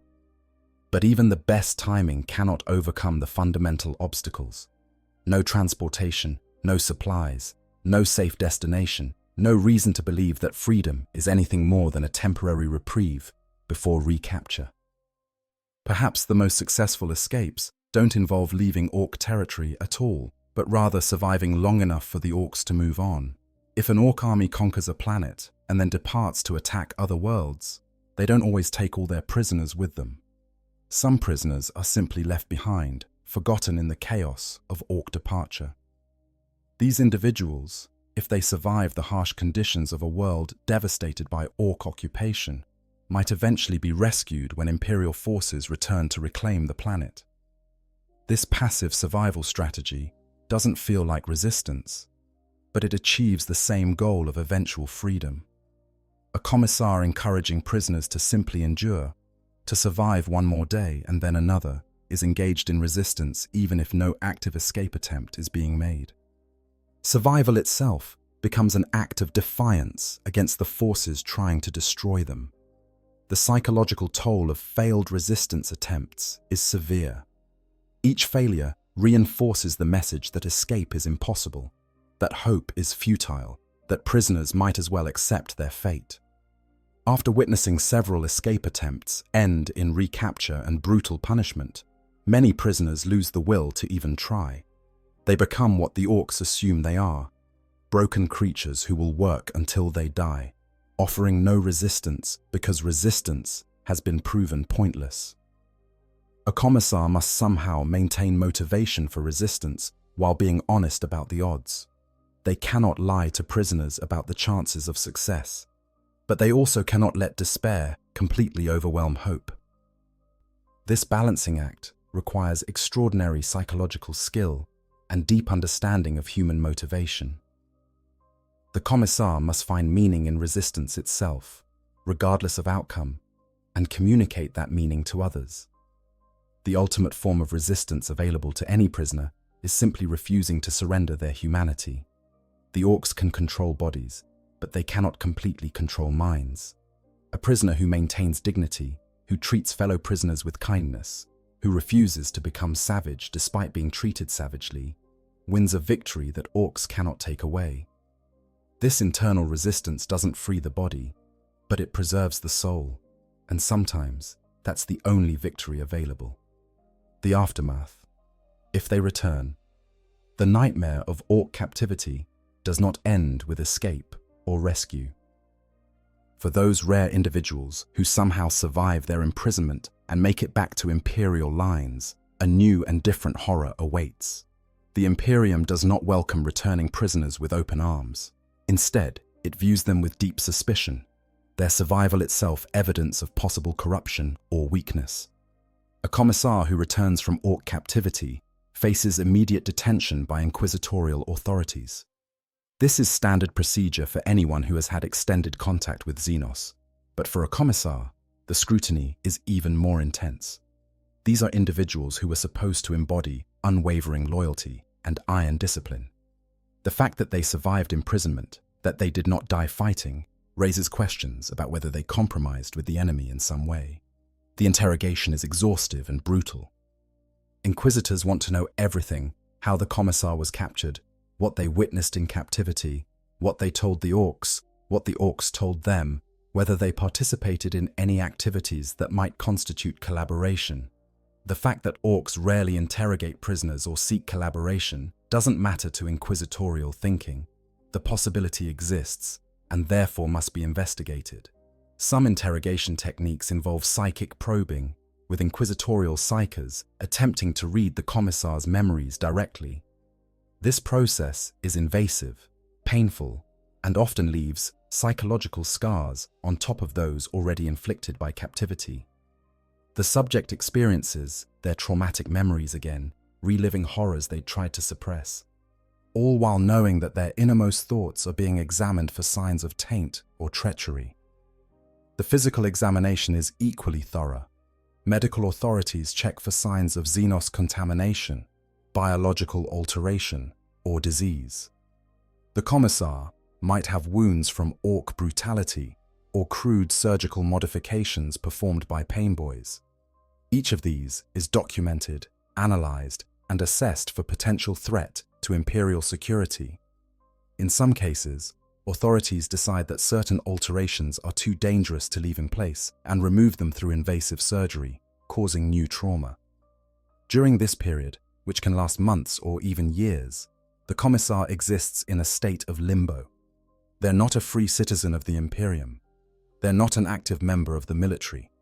They're a subject under investigation, someone whose status as loyal Imperial servant is in question. This is psychologically devastating for someone whose entire identity is built around service to the Emperor. The very institution they've dedicated their life to now treats them as a potential threat. Fellow commissars and military personnel often avoid association with returning prisoners. Being connected to someone under inquisitorial investigation can damage one's own career and reputation. Former comrades who the Commissar might have expected to provide support keep their distance instead. This social isolation compounds the trauma of both captivity and interrogation. The investigation eventually reaches a conclusion, though this conclusion is rarely entirely satisfactory for the subject. If the Inquisition finds no evidence of corruption or collaboration, the Commissar might be officially cleared and return to duty. But this clearance comes with caveats. Their record now includes a notation about Ork captivity, which some superior officers will view as a black mark, regardless of official clearance. Assignment to the most dangerous postings becomes more likely, both as a test of continued loyalty and as a way to utilize someone whose career prospects have been permanently damaged. Some commissars are assigned to specialized roles that make use of their captivity experience.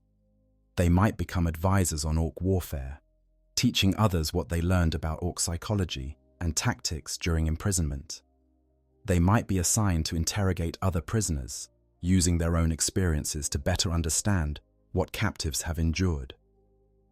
These roles can be valuable, but also force the commissar to constantly relive their trauma while helping others process theirs. In worst-case scenarios, the Inquisition decides that the risk of corruption is too high despite lack of concrete evidence. The commissar might be declared too compromised to return to active service and assigned to a penal colony or labor battalion. This essentially means being imprisoned again, this time by their own people, for the crime of surviving when they should have died. For someone who has already endured Ork captivity, being condemned to imperial imprisonment can be the final psychological breaking point. The physical scars of captivity are often more easily healed than the psychological ones. Wounds close, bones mend, but traumatic memories remain vivid and intrusive. Many returning commissars suffer from what imperial medical authorities call combat fatigue syndrome, but which we might recognize as post-traumatic stress disorder. They experience nightmares, flashbacks, anxiety attacks triggered by sounds or smells that remind them of captivity. For a commissar, admitting to these psychological difficulties is itself traumatic. They've been trained to show no weakness, to be paragons of mental discipline. Acknowledging that they're haunted by their experiences feels like confession of failure. Many try to hide their symptoms, maintaining the facade of unshakable commissarial authority while internally falling apart. This only delays the inevitable breakdown and makes it more severe when it comes. Treatment for psychological trauma is limited in the Imperium. The galaxy's wars produce so many traumatized soldiers that medical resources focus on getting people functional enough to return to duty, not on genuine healing. A commissar showing signs of combat fatigue might receive some counseling from ecclesiarchy priests, might be prescribed medications to suppress symptoms, might be given temporary leave before being declared fit for duty. True long-term healing is rare. The commissar must also grapple with survivors' guilt.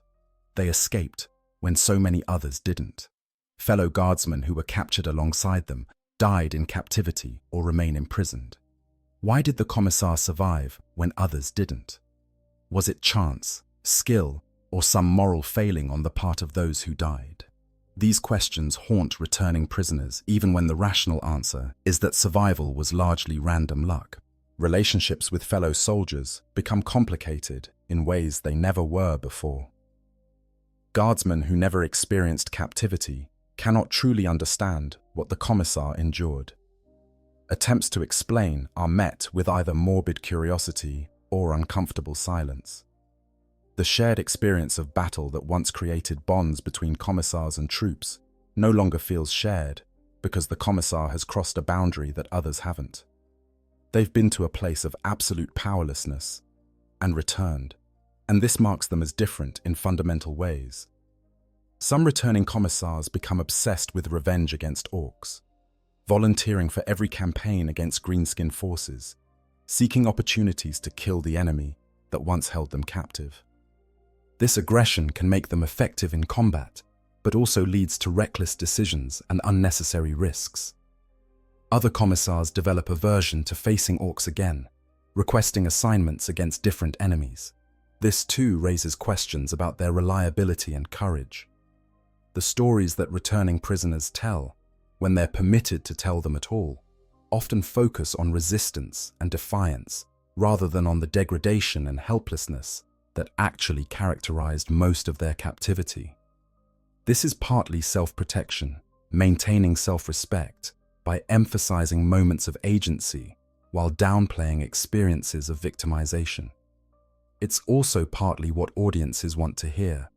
Fellow soldiers want tales of heroism, not accounts of despair and dehumanization. A commissar who becomes known for surviving Ork captivity may find their authority diminished among troops who view them as permanently tainted by that experience. Or they might find their authority enhanced because they've survived something most soldiers fear more than death. The response varies depending on regimental culture and the commissar's ability to frame their experience in ways that don't undermine their position. In rare cases, a commissar's captivity experience transforms them into someone wiser and more empathetic than before. Having experienced absolute powerlessness themselves, they develop greater understanding of soldiers' fears and limitations. They become more measured in their use of discipline, more willing to find alternatives to execution. This doesn't make them weak or permissive, but it does make them more effective leaders because they understand human psychology in ways they couldn't before captivity. But this transformation is the exception, not the rule.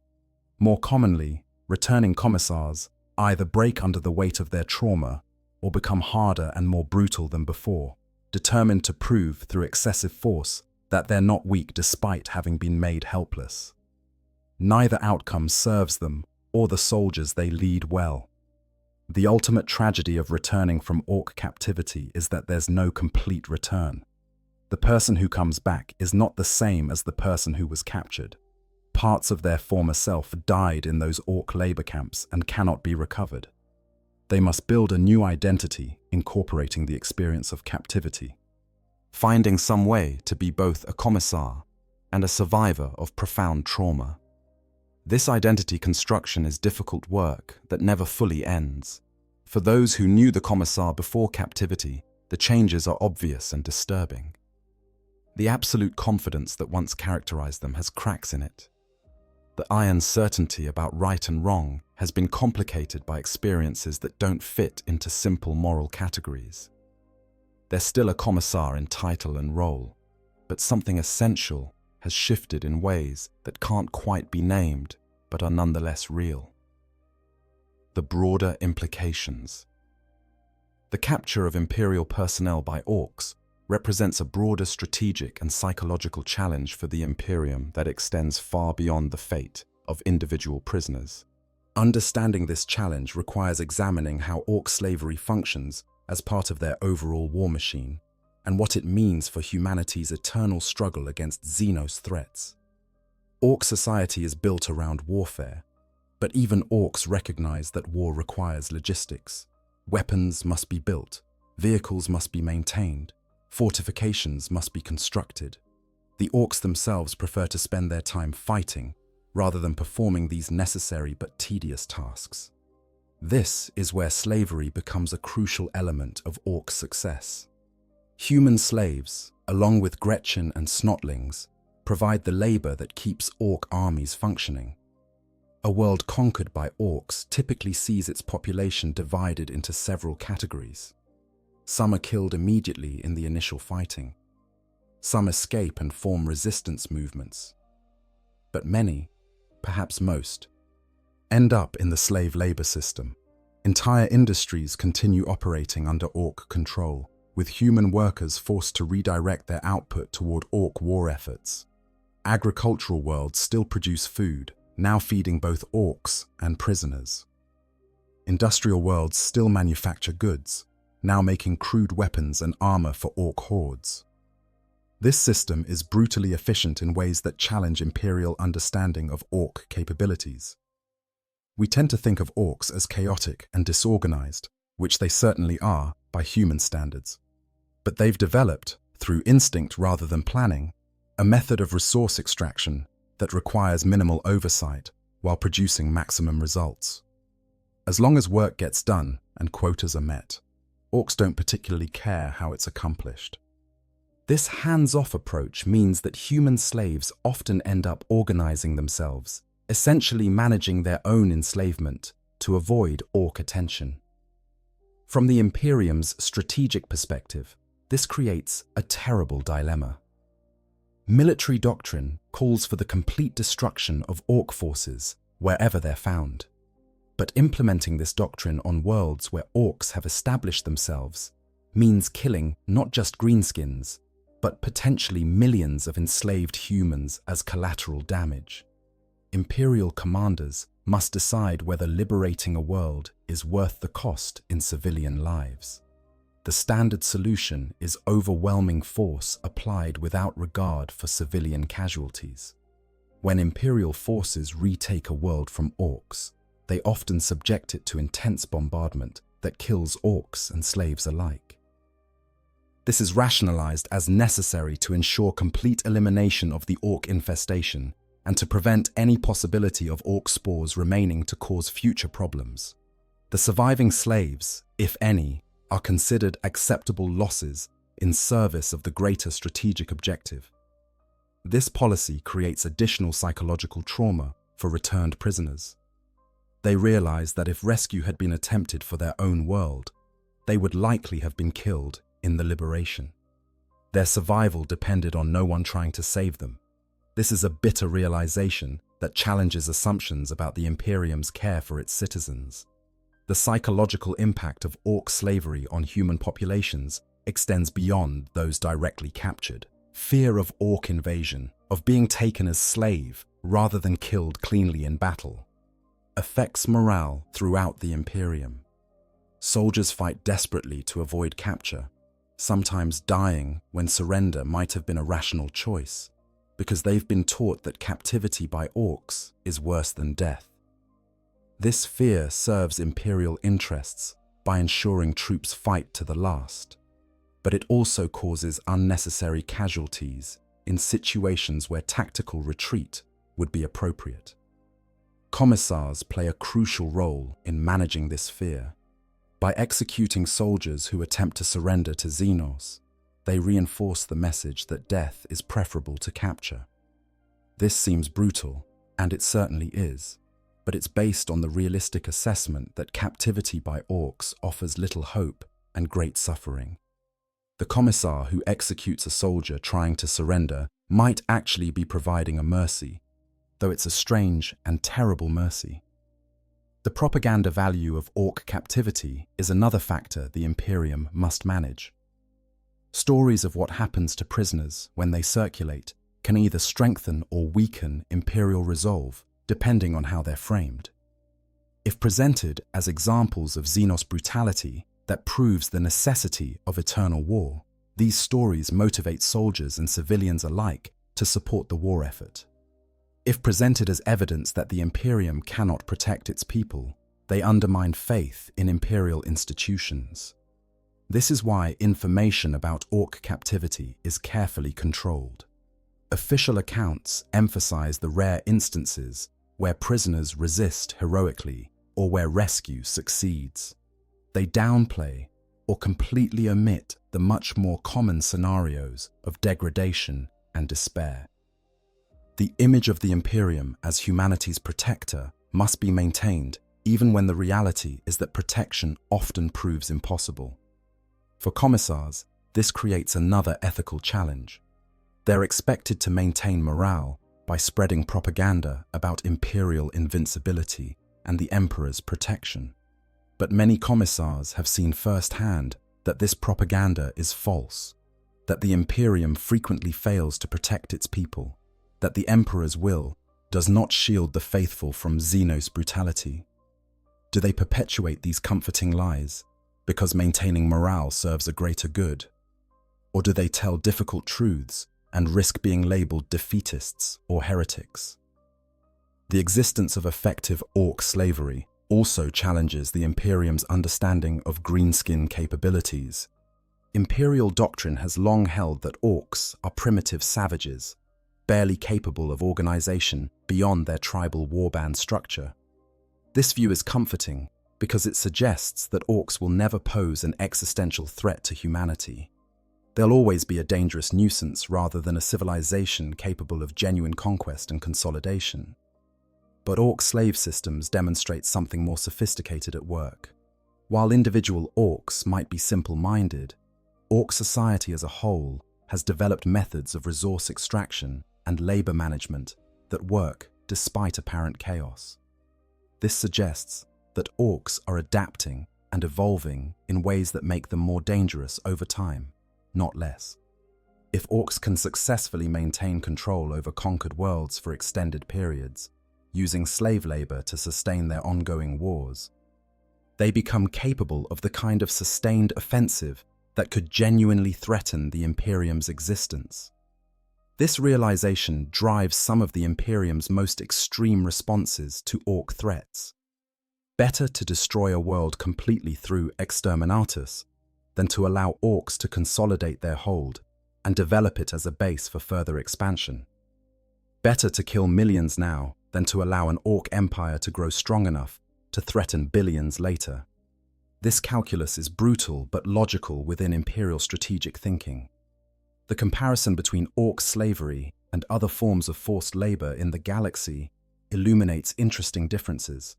The Dark Eldar take slaves for psychological torture and to fuel their twisted needs. Chaos forces enslaved people to corrupt them or sacrifice them to dark gods. The Tau incorporate conquered populations into their empire, treating them as second-class citizens, but with at least some pretense of care. The Tyranids simply consume everything, leaving nothing behind. Orks fall into none of these categories precisely. They don't torture systematically. They don't corrupt. They don't even really hate their slaves. Orks enslave people because slaves are useful, and that's the extent of their thinking. This lack of malice doesn't make the experience less horrifying, but it does make it different. There's no ideology to resist, no belief system to reject, just the brute reality of being used as a tool until you break. Understanding Ork slavery systems has become a specialized field of study within the Ordo Xenos. Inquisitors who focus on greenskin threats spend years analyzing how Orks organize conquered territories, looking for weaknesses that can be exploited. Some even advocate for deliberate infiltration of Ork slave populations, using them as intelligence-gathering networks or as the foundation for resistance movements that can be activated when Imperial liberation forces arrive. These intelligence operations are incredibly dangerous and have mixed success rates. Slaves who agree to serve as agents often die before they can report useful information. Communication with slaves deep in Ork territory is nearly impossible, and there's always the risk that agents will be broken by their experiences and provide false information or become genuine turncoats. But the potential intelligence value is significant enough that the Ordo Xenos continues attempting these operations. For the average Imperial citizen, knowledge of what happens to those captured by Orks exists mostly as rumors and horror stories. They know vaguely that it's very bad, but the specifics are deliberately kept from general circulation. This selective ignorance serves multiple purposes. It prevents paralyzing fear that might interfere with civilians performing their duties.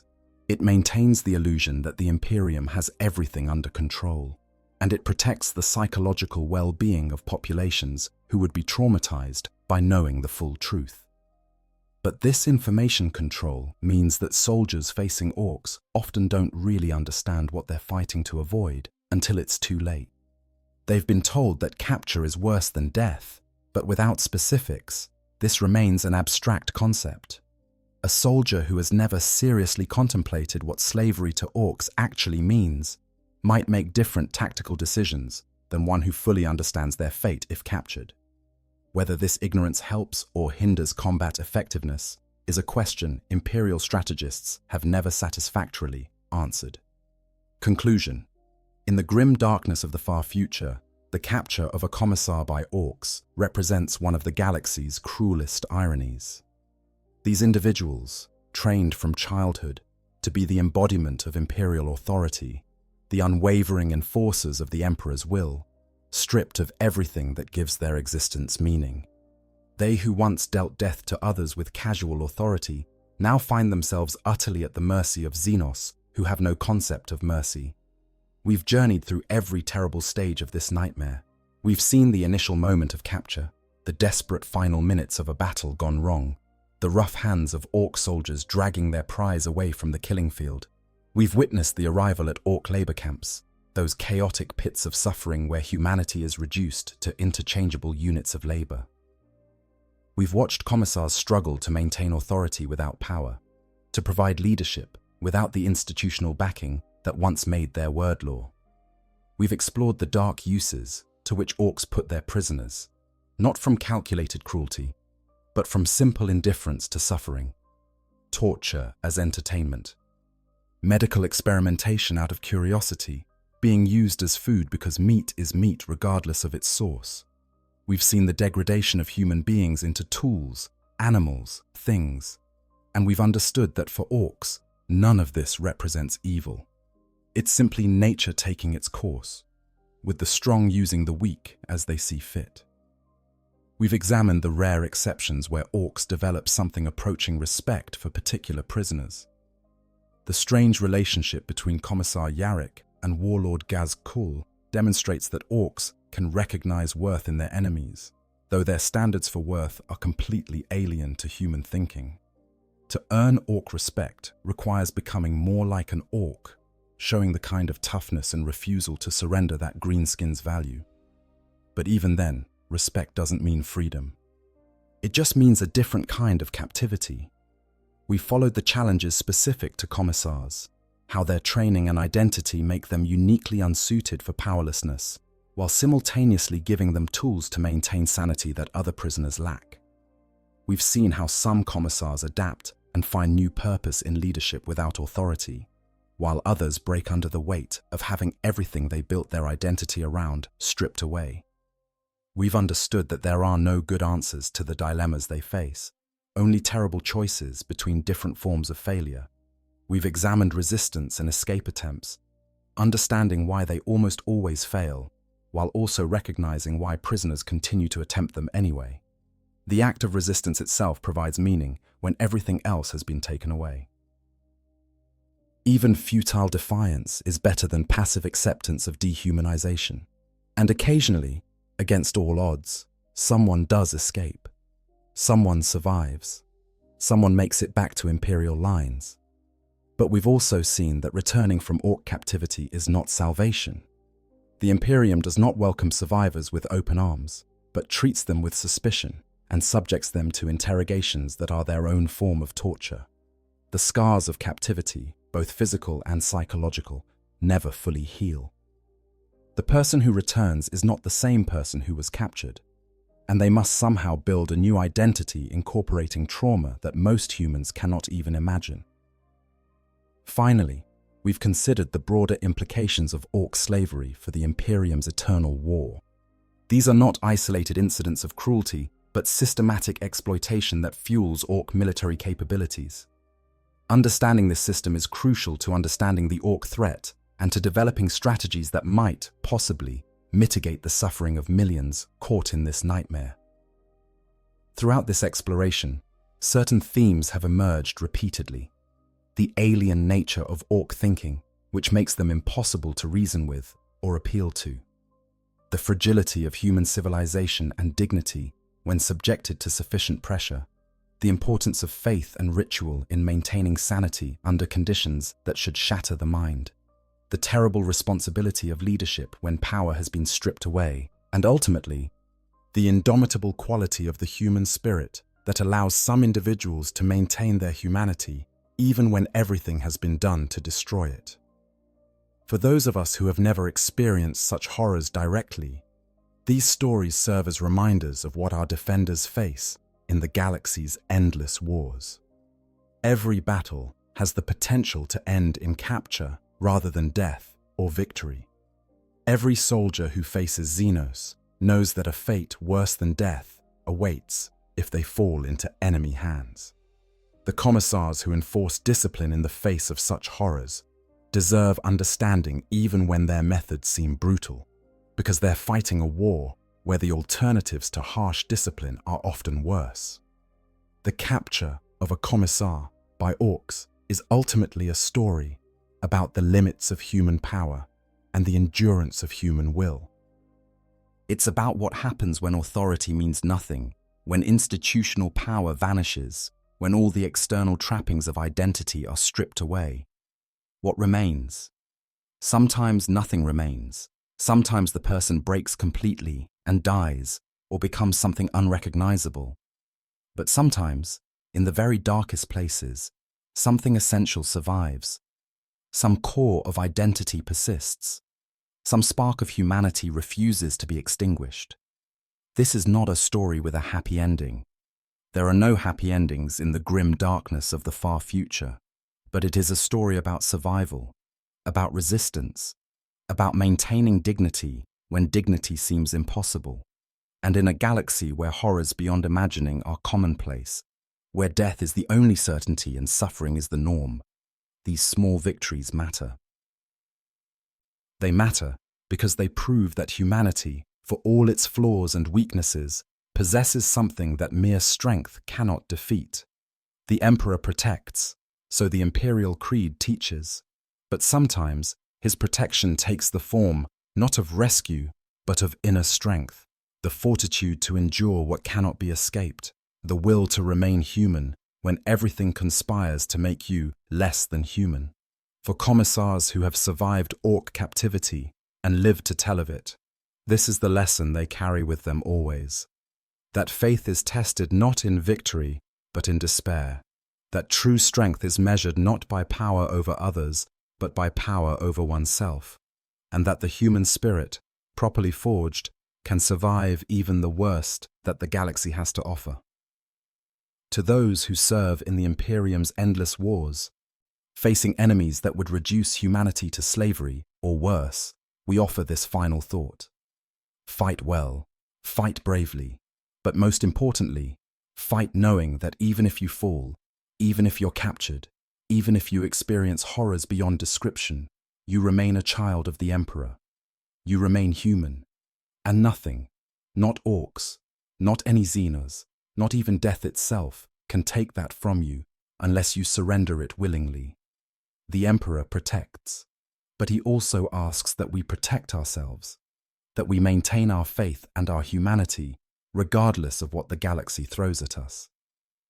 This is the ultimate lesson of those commissars who survived Ork captivity, that the greatest victory is not military conquest, but spiritual survival, and that faith, once tested and proven in the darkest depths, becomes unbreakable forever.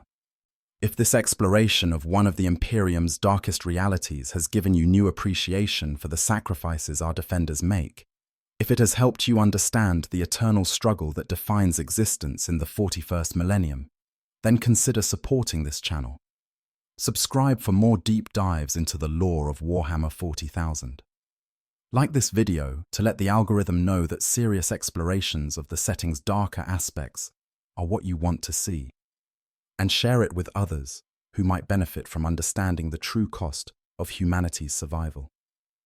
In the grim darkness of the far future, there is only war.